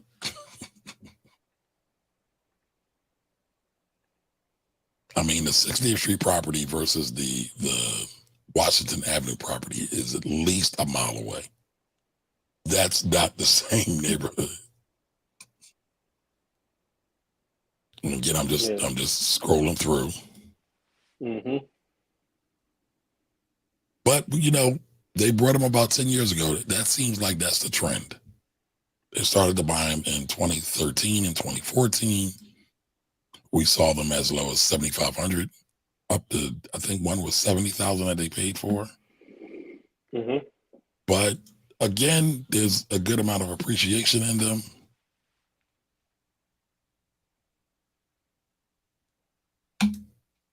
So, all right, 2G says they don't have to golf for that golf course to lower the cap rate and increase the value of the package. Dave, can you break down what cap rate is for everybody who doesn't know what cap rate is? So, hold on, before you say that. Okay. So everyone is trying to use the golf course as a selling feature for the property and is going to push the value up of the property. So let's take the property like down Washington Avenue. Would you consider Washington Avenue in the community of Cobb's the Creek? golf course? Yeah, the golf course. I wouldn't. It's a bit of a stretch. The one I would use though is the 60th Street, 60th and Lansdowne. That is not near the golf course at all. So when I hear that a lot, just off me knowing Philadelphia, I'm like, that's all the way up there. That has nothing to do with this down here. I would agree. I would agree. But y'all, as a reminder, right? This show is for entertainment and educational purposes only. It's only entertainment. So this is not a recommendation to buy, sell, or do anything with your money. Make sure you do proper research. Hopefully today, Dave and I have showed you a little bit to start to do some due diligence when you get into these deals. Like Dave said, he had somebody go to the real estate sale and they brought the wrong property. So that happens. That actually happens a lot. They wanted to argue me down about it. I'm like, listen, I'm looking at the parcel number. You bought this parcel, not that parcel. Listen, when they go to do the assessment for the mortgage, he'll find out. This is really nothing to argue about. Yeah, basically. So someone poured up the cap rate. So basically, your cap rate is your net operating expenses versus the value of this package. Okay. And they're valuing at $7 million, right? Yep. We don't know what the rents are. Right. Yeah. We don't know what that is, but that will be part of you doing your due diligence when you buy in a property. So is there a standard guideline for a good cap rate versus a bad cap rate? For looking at these houses, I'm not 100% sure about that one. Okay. I would do more digging into it. One of the things that I did come up with looking at it, they have a blanket mortgage Mm, for okay. 1.9. You found that out in public records or Yeah, public okay. records. It's all public records. I mean, so they walk with 7 or 5. 5, but for all the work that they put in, it's a nice payday. Yeah. And they only had it for 10 years. And I know For some of y'all 10, gonna be like, only 10 years, that's a long time, Kamari. But for 10 years, but think about all of the blood, sweat, and tears they put into all these rehabs. There's 35 rehabs. oh yeah. Oh, no doubt. No doubt. I'm not trying to poo-poo the 10 years. What I'm saying is that a lot of times we think things are gonna come real quick, real easy, real fast. And a lot of times big money takes big time. I think that's a gem right there because we're in a I'll give myself the honors. right. We're in a microwave society, and you brought up stocks and you brought up real estate. Yep. And in my opinion, none of them are quick flips. None of them. All of the people that I see made real money, they held it over time. Now, again, Rather, I do have clients who flip, right? no, I you can believe make you flip. money. You flip, right? No, buy and hold only. Really? I thought you did some. I thought, No, no. buy and Wasn't you? hold only. Okay. Buy and hold only. Okay. So, but if you look at it from that perspective, like, okay, you buy a house today, I buy a house today. You flip it. How much you make? Pick a number. 20,000 over whatever my costs are. You make 20,000. I buy a house and hold on to it for the Oh, next 30 to 40 years. I forgot to mention my tax rate's gonna be higher than yours. Bingo. No one talk about that, do they? Nobody. You So, watch HGTV and they just flipped the house and they made 60,000 and they just went and bought a Range Rover. What part did they leave out? well, everybody likes to, and this isn't a poo-poo on the strategy itself, but everybody's talking about Bird these days. And Bird can work really, really well. It can, but it can also mess you up really, really bad too. If you get really upside, if you get a little too greedy, too aggressive, and over leveraged. I've seen it a million times. So I got a story. Oh, Dave got a story to tell. Buddy of mine is a contractor. He was doing rehabs for a pastor, and the pastor was making good money flipping houses. So good, he liquidated his 401k. Damn. He got to the last flip. Market He got turn. his for the worst. Wiped him out. And it was all good just a week ago. It It's was all only good just a week ago. entertainment. So, I mean, we tell these stories not to scare you, right? Because scare money don't make no money. But at the same time, sometimes it's better to be scared and walk away and hold what you got. You got to know when to hold them and know when to fold them, know when to walk away and know when to run. So just keep that in mind because the market and the stock market, the real estate market, even in your regular 9 to 5 business can change that quick, leave you holding the bag. And if your bag ain't that big, you might be asked out. So, keep that in mind. Keep that in mind. Now, I want to get to, I know John had a question. John James had a question. Thank you I hope you're still here.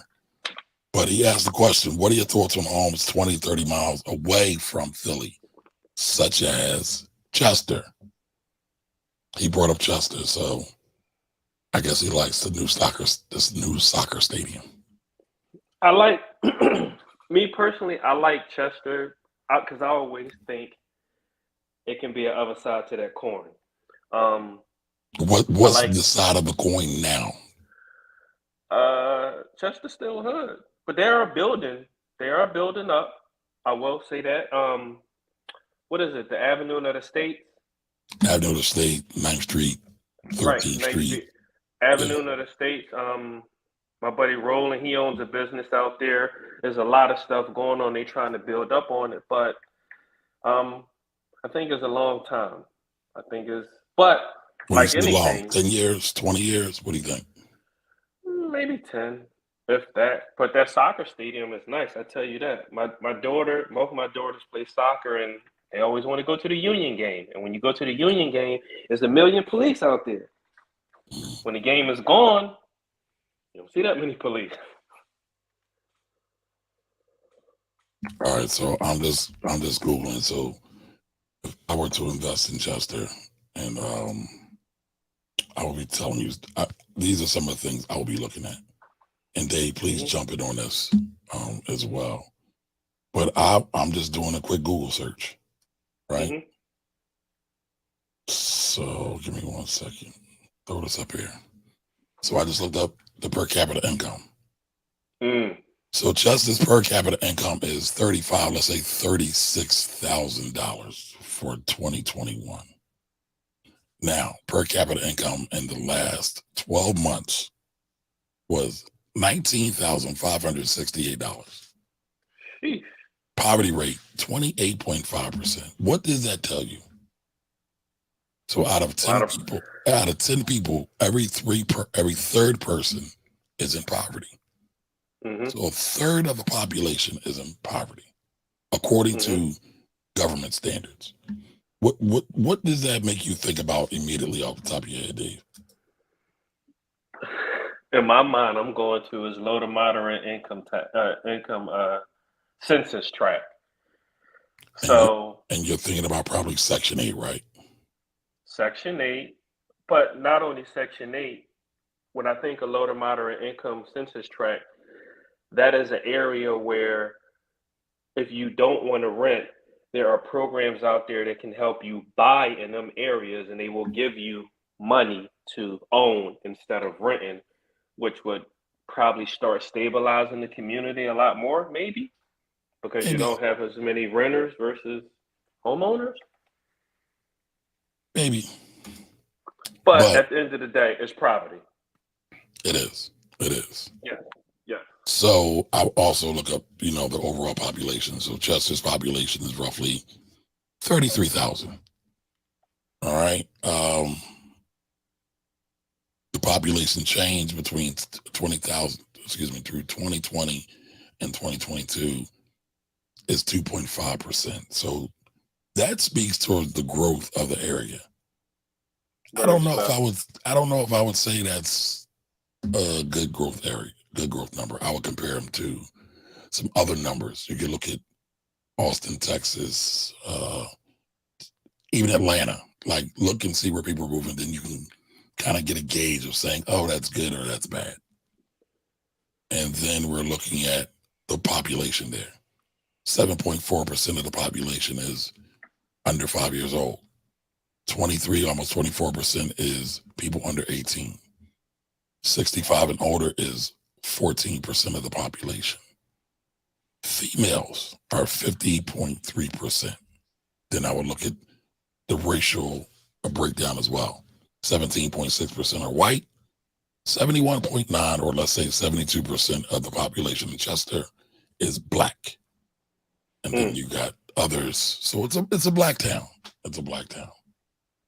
The politicians there is black. Yes, they are. And they have, I'm blowing the screen up. But I bring this all up because you want to understand, you can't really understand until you get your boots on the ground.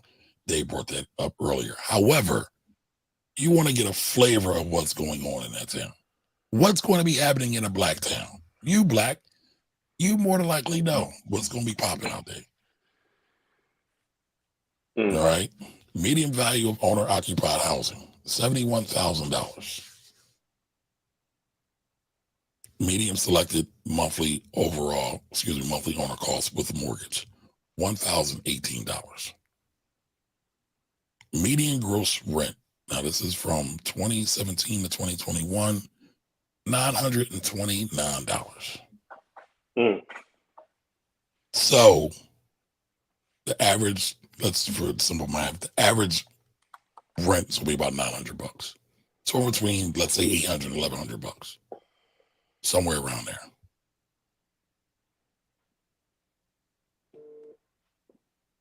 Education level, 85% high school grads, people under 25. Bachelor's degree, 14%. What does that tell you? What does that tell you? And guess what? Widener is in Chester, right in the square of Chester. It's a college town, but they only got 14% graduation rate. It tells you a lot. The picture is definitely being painted. So, I'm not going to say Chester's bad. Some of the things you got to think about when you're going to invest in something. One, how much money you got? How much cash you got? Is that savings or is that everything that wipe you out? Can you afford a major hit there? Can you afford if a tenant trashes your property? Now, I know a lot of times insurance will cover it, air quotes. But what happens if insurance won't? Could you recover? So, just things you got to think about. Sometimes people like to go to these outlier towns because they think it's cheap and they're getting a deal for pennies on the dollar, but they don't realize if you're looking for the cheap deal, a lot of times you shouldn't be looking for no deal at all, and you should be saving up money.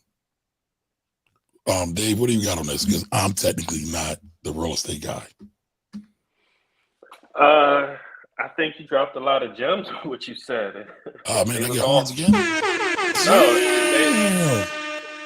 they was all facts. I mean, when I hear you talking, I hear stuff coming from you as the stuff that you don't see on most of the people on social media. They don't talk like this, and you're giving it to them real, and you're informing them and educating them, and it's up to them to make the decision. Yeah, but a lot of times, it's not flashy enough over here. But I've given my experience, my over 30 years experience from dealing with clients and my education as well. And honestly, Dave is my guy, right? He comes to a lot of my events, we've been networking for years and building relationships for years. So, but I also know other Daves, right, who are investors, and right, I'm getting knowledge from Dave. Most people don't have 20 real estate investors they can pull from and just call to drop of a dime. I do. There's a certain level of education that goes into that and access. So when I come here and I get on the mic with y'all, it's not just to bloviate and just talk shit. I really want to see y'all win. So, and again, I'm not trying to scare y'all. I'm just saying, there's a pothole right here. You just got brand new rims. You want to keep them rims? Them tires, them low profile tires, they get expensive. I'm just trying to help folks avoid the financial potholes. So, but thank you. I think one of the things you did that was real good. You took it to facts. You took it to numbers. Let's look at the numbers. Yeah. Let's analyze this deal. And every deal ain't a deal, right? And math isn't just numbers. What do I mean by that? Y'all saw in some of those deals where they had several lowerings of price, right? So sometimes you'll see a property on the market for 70 grand. If you wait 6 months, it'll be 30 grand. I think that was the numbers on that one. Not all the time. And there's a lot of other things in that day. I see him smirking back there. He's probably they probably listed it too high in the first day and place. That happens. So listen, I tell you another short story. I know a guy. He watched the house for 1.5 years, and he was like, "I want this house." And this guy is really into numbers. He's analytical AF. He was like, "Dave, I found this house," and I was like, "Yo, how you find this house?" He said, "I've been looking at this house for 1.5 years. They kept dropping it. I think he paid. They wanted 1.9. He million. paid, yeah, 1.9. He paid 1.2 for it. Okay. And where is that? Sarasota, Florida. Mm, And now they're selling because remember the market went down. right. Market is coming back up. The house in the same development just sold for like 1.5, I believe. Mm, Uh, 300,000 profit. like that. I mean, sometimes it does pay to wait, but sometimes, I mean, sometimes folks they be cheap, and I'm not using that in a flattering way. But again, if you understand something is overpriced, you got to be really in tune with what's going on in the area, what's going on with property values up or down. You know, what You type of said tenants we're going to look at. Go ahead, Dave. you said it. Boots on the ground. You need to get You off said that. of That was you. I was get piggybacking off of you. yeah, get off Google, go visit the neighborhood. Look at 3 blocks over this way, 3 blocks over that way. Drive around, walk around. Now, Dave, you pulled up a lot of comps, right? And a lot of them were a block, maybe 2 blocks away. What's a good radius to look for when you're looking at comps to say this is a good price for a house?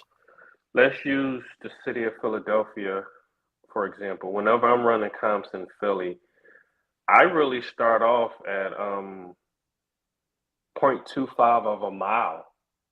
So a quarter I of a mile. really, not even a quarter. I want to get deep down. If I'm looking at a house at Broad and Erie, I'm looking at maybe 15th Street, 12th Street, a block or two up. I really want to know what's going on in that area. And then out of that, I want to visit the area. What's going on? 15th Street is popping, 17th Street not popping. Take Uh, Temple, for example.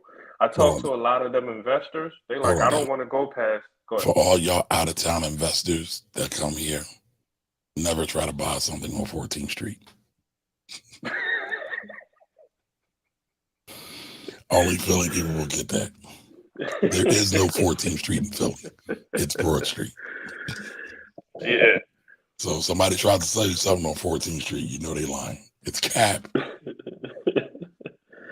But no, if you look at the people who want to buy stuff at Temple, I don't think they go past like 18th. I think 17th, 18th. They be like, no, we don't want to go back there. They don't want to go to 20th, 19th, or none of that. But it seems like a lot of that, well, depending on where you're at, like Down, near down Dolphin, near, it seems yeah, like near 18th and the Dolphin's starting to move, even though it's still rough down there. exactly. But for a minute, they was like, no, we cool, like right Yeah, up here. It was a cutoff. right. They 16th was like, Street. no, yeah, don't buy over there, buy Yeah, over here. yeah. But it's funny when you look at Temple's real estate portfolio, if you're just going from Temple University east and west, I know they have Hmm. properties all the way over to like 33rd Hmm. and some over to Front or American Street going east. So Okay. they got a, I mean, and I don't know how big of a concentration it is, but I know I saw something years ago. It was like I didn't realize they had property so widespread. It was still all North Philly, but it was pretty well widespread. Mm. Temple has a big footprint. Yes, they do. I don't even want to talk about North and South. Listen, do you like the way they lit up Burr Street? I don't like the middle, those little things in the middle of the road, The light. but I will say this: it matters, and it's definitely it's a positive effect. Hmm. Definitely a positive effect. I agree. Yeah, I mean, more lighting equals typically equals less crime, and on a major road like Broad Street, and so much going on in that area, you don't need any more crime. And I mean, Temple Temple has been dealing with its fair share of crime. Listen, I'll tell you, my daughter's about to go away to college. She got accepted to Temple. I am a Temple alumnus. I was Oh not wow, happy about that. congratulations, man. Thank you. I was not happy about that. And she was considering Temple, and I was like, oh God. And this is right around the time the young officer got killed down there with a routine Wow. traffic stop. I mean, this year. She about to leave just now. So I love Temple University. I wasn't gonna hope for to go to Temple. Matter of fact, not only did I graduate from Temple, my dad graduated from Temple. So she would have made 3 generations of Temple alum. But I was like, no, we don't have to make this Is it because of the activity around? because of the activity. The institution is wonderful. Education is I wonderful. understand. But no, and plus I felt like I'm too close. So there's so much going on there. Oh, somebody got robbed. Oh, I'll be by. Here I come. And I'm coming through heavy. I'm not coming light. Y'all know what that means. And I don't want those problems. I mean, it's Totally sad, but understandable. those are the things you got to think about, though, when you're thinking about school and where your children are going and where you're living. And it's not just, oh, this house is nice. It's pretty. It's got a deck. It's got a backyard. Well, what else is going on? Like Dave said, what's going on in that area? So, and Black folks can't tend to get away with what other non-Black folks can do in Black areas a lot of times. So we have to be careful about that. We have to be real careful. So, Definitely agree. all right, Dave, I don't want to hold you all night, but I appreciate you being here. Listen, if y'all were excited about this $7 million neighborhood buyout in Philadelphia, please know it's cap. Now, I changed up the regular programming tonight for our Wealthy Wednesday segment to talk about this because so many people are hot to trot. And matter of fact, give me 2 more minutes, Dave. I just thought about something. We didn't talk about Kamal's comment about Black billionaires getting together, buying this neighborhood and giving the property away. So you are an investor and you work with a lot of investors. What do you think about that? Black billionaires. Black billionaires, yep. Black billionaires buying these 35 houses and Buying giving the them hood. away. Buying back the hood. It sounds good. But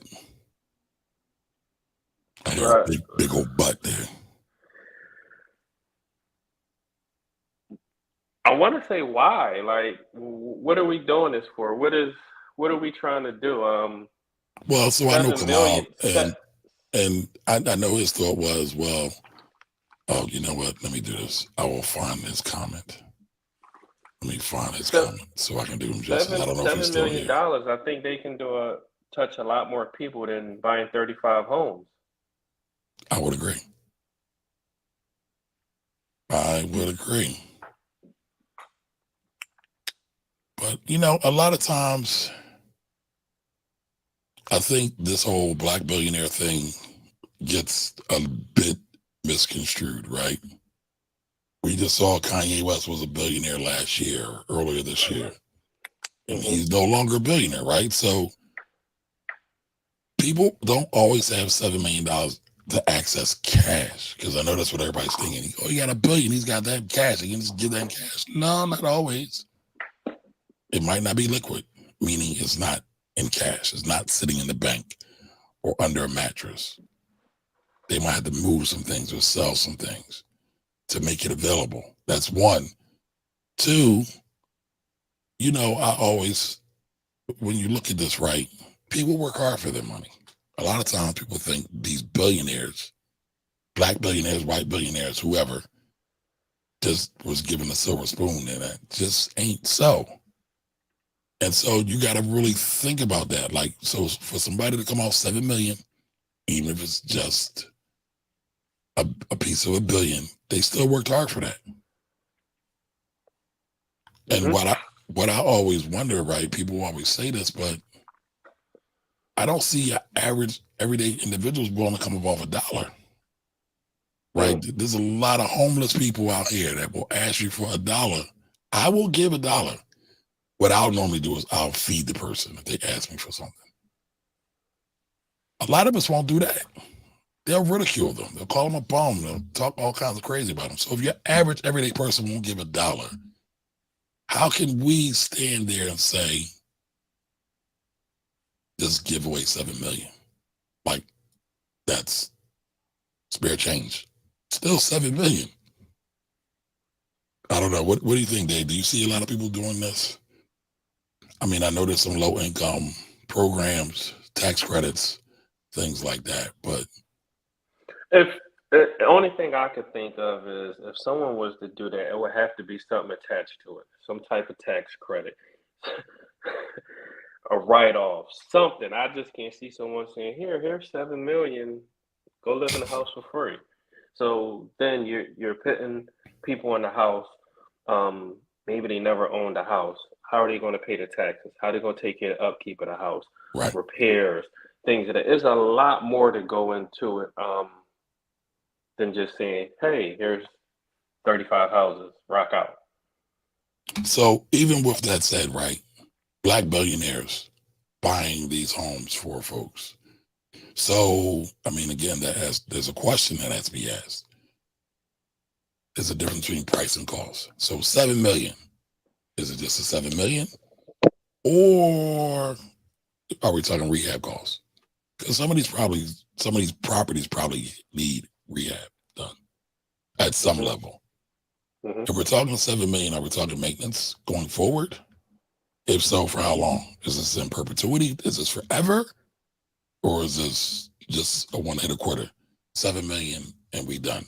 We out. Because look at how many people that get grandma home house and they can't maintain the property. Mm. You have a big point there, and I see that meme a lot. Don't sell grandma property. Sometimes grandma house need to be sold. Exactly, exactly. I'm dealing with a case right now where it's a family business, and they already spoke to professionals, and the professionals said, "You need to sell that Mm. fast."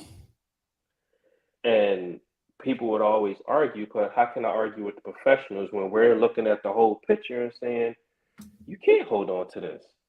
You owe the IRS, you owe this person, that person. How y'all gonna pay these people? Y'all want them to come take it? Well, I think the one thing, I mean, and you hit it, but I just want to add on to it, right? These are professionals that are unbiased. They are Bingo. objective, right? People don't No realize, emotions. right? There's no emotions in this deal. It's like it's a good deal or a bad deal. And a lot of times people don't get that. They want you to have the same emotions that they have and see what they see and do what they want to do. But then the professionals are going to say, you want to buy this $250,000 home and you don't even have $2,000 in your bank account. Who's gonna keep the upkeep? If a window gets broken, are you going to be able to pay the deductible for the insurance claim to go through?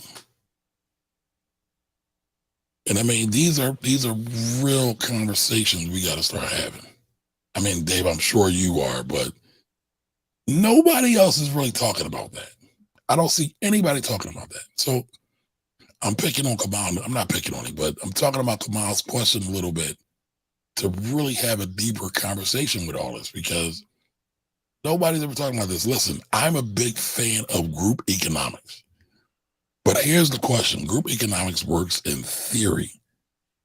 Everybody's supposed to put in Mm, $100 a month. What mm. happens when one person says, you know what, I got laid off, so I can't put in my $100 this month? So does somebody else have to put in two?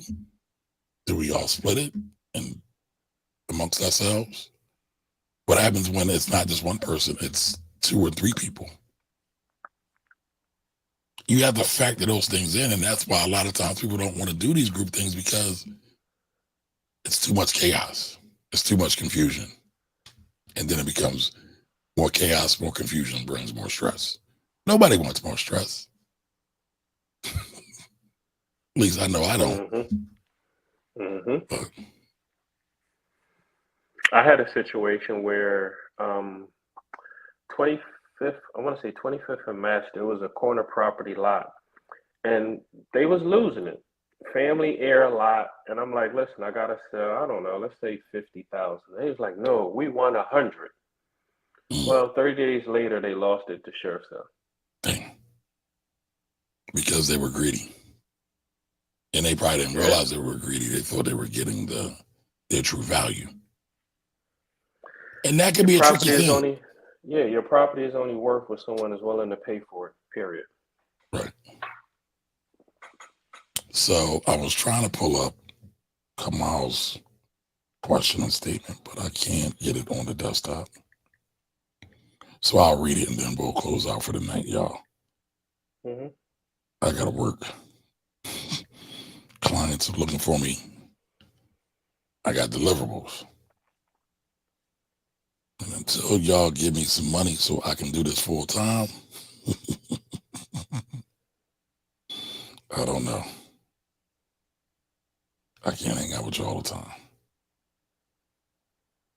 All right, so he says, this will be a great moment for one of those black, one, not a group of them, one of those black billionaires that's supposed to be a boon to us could buy it and give the homes to the folks. Give it and give the homes to the folks in them. So this is assuming that there's people in these properties. So that's one. Two, we don't know if they can afford it or not. Because being able to rent something and being able to own something a lot of times are two different things.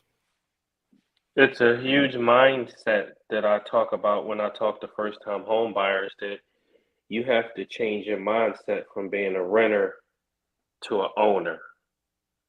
You just purchased a house. You can't call the seller and say, hey, the hot water heater just broke.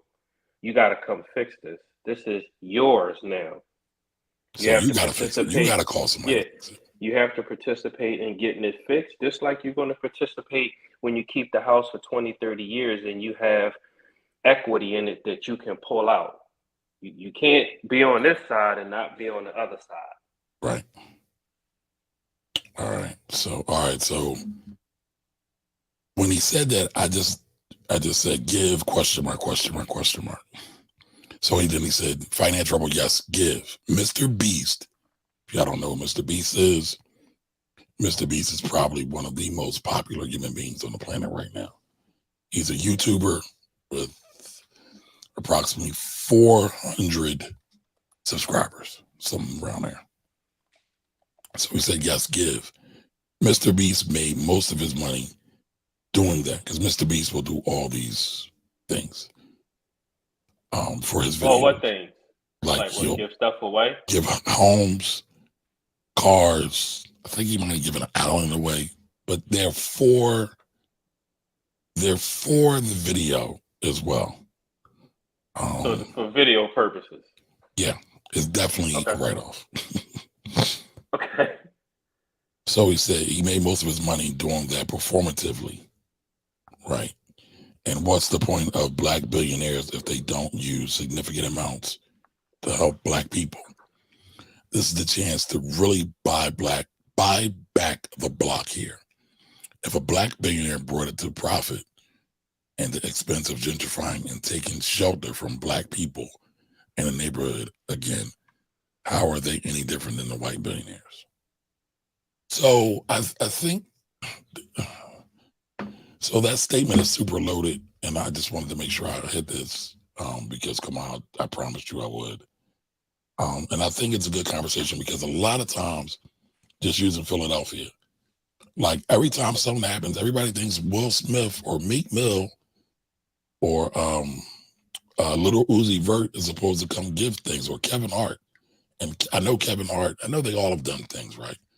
I know Kevin Hart recently brought like a bunch of computers um, for one of the schools in Philly not too long ago.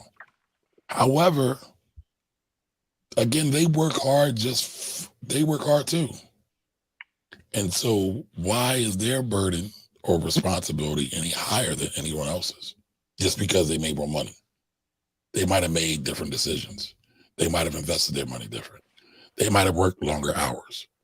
Right? There's so many other factors there just beside it. They're billionaires / millionaires, right? Because again, we know those numbers oftentimes are inflated and estimated.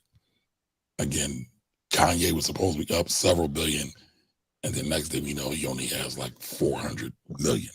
And I hate to say only has 400 million, right? Because that's still a lot of money, but it's a big difference between having 4 billion, 5 billion, 10 billion versus having 400 million. Big difference. So again, I don't know, just like ethically and just on an integral level, I don't know that they should give any more than you and I do. And like, we walk these streets daily. Why should they have to come back and do something? Why can't we put our money together and coordinate it and do some things? I mean, technically $7 million isn't a whole lot of money. I mean, you got some folks that brought real estate investments for like, I think 25 million that didn't get great returns, but people still invested and they thought it was the best thing since sliced bread. So why can't we take that same energy and do it in our own cities and own places where we live, in our own neighborhoods? Why can't we buy back the block ourselves instead of waiting on some super celebrity to do it? So I personally think that there's too many of us that are celebrity worshiping. We're in the religion of celebrity worship. And we think that somebody's coming to save us when they aren't black, white, green, or yellow. And we should be really doing it for ourselves. But Dave, I wanted to get your take on this. I didn't want to just rant forever. But so this is the thing, what I always tell people. You have to help yourself before anyone else can help you. I get countless amount of IMs, DMs, texts, calls. I want to buy a house. Okay. This is my speech. If you have the credit, I can help with the down payment and we can get you in the house. What do you think it always stops at? When we get you in the house. The credit part. So Oh, well, yes. I'm like, I thought you okay, meant the you credit have, wasn't fine. no, we don't even get that far. Gotcha. So I'm like, you want to buy a house, okay, you have to be credit worthy so I can get you an approved. Once I get you approved, I can take you to all of the agencies around the city that can help you with down payment. The Urban League, the City of Philadelphia, whatever bank. The money is out there. If you want to buy a house, the first step is you have to take care of your credit. Once you take care of your credit, you can buy a house. And the reason why I'm saying this is because it's like a game of step up. You get your first house, you stay there for a few years. That can put you on your second house, your third house, and you continue to grow. But you have to want to help yourself first before you can ask me, Kamari, Meek Mill, Uzi Vert, any of them. You have to want to help yourself. That's what I believe. Okay. I mean, I wholeheartedly believe that too. So why should I or anybody else invest in you and you won't invest in yourself? Oh, wow. So Mark Daniels has here, when you have a huge platform, your reinvestment in the communities where you grew up or enjoy tremendous support, encourage others who may be reluctant to support. Well, what's up to you, Mark? Let me give you the horns. My Wichita brother, thank you for joining us. We're about to wrap up. So, Mark, are you answering the question or are you asking a question? Because we were responding to, and I don't have it on the screen right now, but someone asked, I got you, John. Someone asked, why shouldn't a black billionaire buy this $7 million property deal in Philadelphia that's going on or that's for sale right now? And so we were talking about that a little bit. So you said when you have a huge platform, you're a reinvestment in the community. When you grew up or enjoy tremendous support, encourages others who may be reluctant to support. Well, I don't know why they would be reluctant. If anything, and again, this is just me. This is my crazy brain. If anything, if I see somebody make it out of my community and do some great things, I want to do some of what they're doing, right? Might not be music, but maybe I can do some business stuff like they're doing.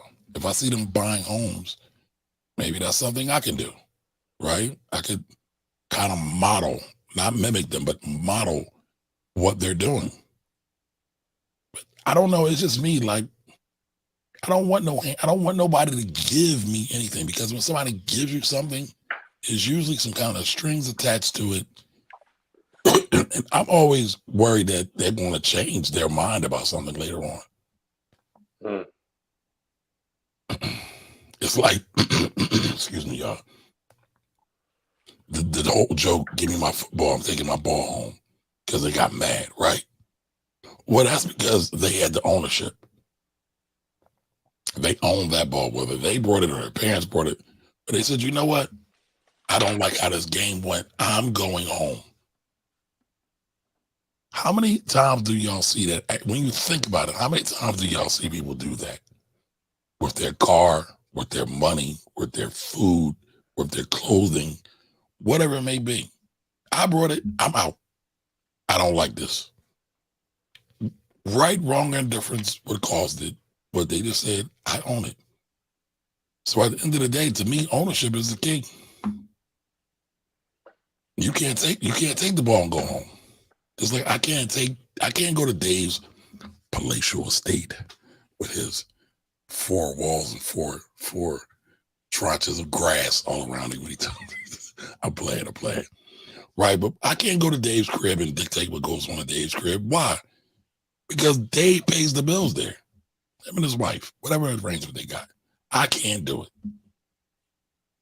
Unless I want to get Dave to go upside my head with something heavy. Right? And I don't want them problems either. But in all seriousness, right? There is magic in ownership. The question is, are enough of us willing to sacrifice to be owners? Whatever it is, your business, your real estate, whatever it is, you got to be willing to sacrifice. Hey, Diggy, I put this out on audio every week, brother. All you got to do is pull up the podcast, Finance Rebel. Finance Rebel everywhere. So again, if you're not willing to pay the cost to be the boss, James Brown said that. There's a reason for that, y'all. And then, I'm not even going to talk about the inequalities in society, because those are real too. But I'm just talking about straight up business. I buy for $1, sell it for $2. That's what Prop Joe said from The Wire, if any of y'all wondering, right? Just straight business. I buy a house for $1, I sell it for $2. You can't come to my crib and tell me what to do. That's just life. All right, so Kate, if you go to the Finance Rebel on Apple Podcasts, Google,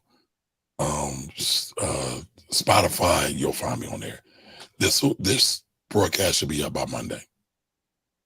Every Monday I'll have something. And tomorrow I'll be back again, 8:30. I'll be back 8:30 tomorrow. So, all right, this is the last one. We getting out of here. All right, Mark says, my business is 6 years old, and each of those years, the majority of my supporters / customers come from outside of my community. Great. That's our job. I tell people all the time, Black businesses' job is to make a product or service that's so good that you can not only do business with your community, but extract enough money or extract as much money as you can from other communities as well. I like the way you said that. Because when you think about it, right, everybody comes to our community and they extract dollars from us. They extract value from us. But we don't extract nothing. But again, you got to get value. So when we get in Philly, we got 3 wings of fries, right? SBK. Can anybody guess what SBK is? This is a Philly thing. Most of y'all don't get the names laughing. So SBK is the condiments or the accoutrements that go on the chicken and the and the French fries, right? But they give us substandard chicken. We buy it and we make them rich. We send their kids to college. We help finance their businesses. At some point, we got to say, well, we need ownership so we can, one, employ ourselves, which we do a fairly okay job at. But then when we go to the next level, how are we financing our kids to go to school? How are we helping to finance their businesses? How are we helping to finance their homes? You got to think about all those things. So, all right, KD, I'm following and downloading all episodes now. All right, my man. All right, your average logical thinker. All right, I think you're new, but welcome. Everybody gets the horns. K Diggy, you snuck in on me. So I got to give you the horns too, brother. But we are going to run. It's almost midnight and we've been talking. I've been running my mouth for too long, y'all.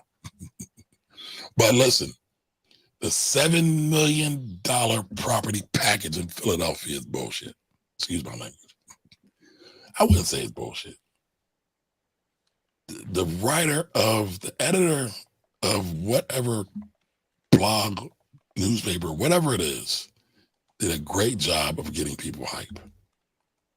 And so, again, like I said, I just wanted to talk about that. The $7 million neighborhood package in Philadelphia, which is not actually a neighborhood at all. And it might be value there. Might not be undervalued, but it was definitely a great investment for the buyer. We talked about that. Dave, let everybody know where they can find you at. I appreciate you coming on and giving me your time. We're going to do some other projects together as well. Absolutely. My name is Dave Foster. You can reach me at all social media platforms, David Foster 215. You can call me 215-779-2862. You can visit my website, www.davidfoster215.com. Dave, give me your phone number one more time. My phone number is 215-779-2862. All right. So again, I appreciate you, sir. This was a last minute thing. Dave came through, pulled up all the comps for us, pulled up all the 35 properties. So I appreciate you, sir. Mm-hmm. And thank you, your average local thinker. Now, last ask for the night, we're pushing for 10,000. All right. We're pushing for 10,000 subs on the YouTube channel, the Finance Rebel YouTube channel. So if you've not subscribed to the Finance Rebel YouTube channel, please do. Go on over there, subscribe, like, comment, share it out. I'm always battling with the algorithms. I don't know if my skin's too dark or my voice is too deep. I don't know what it is, but help me get more subs so we can get more views and get more good information out to the community, right? So again, I thank you all. Y'all all have a good night and make sure y'all continue to save some more and invest some of those savings so you can become owners of your own destiny and own your own dreams. Until the next time, y'all have a good night. Bye-bye.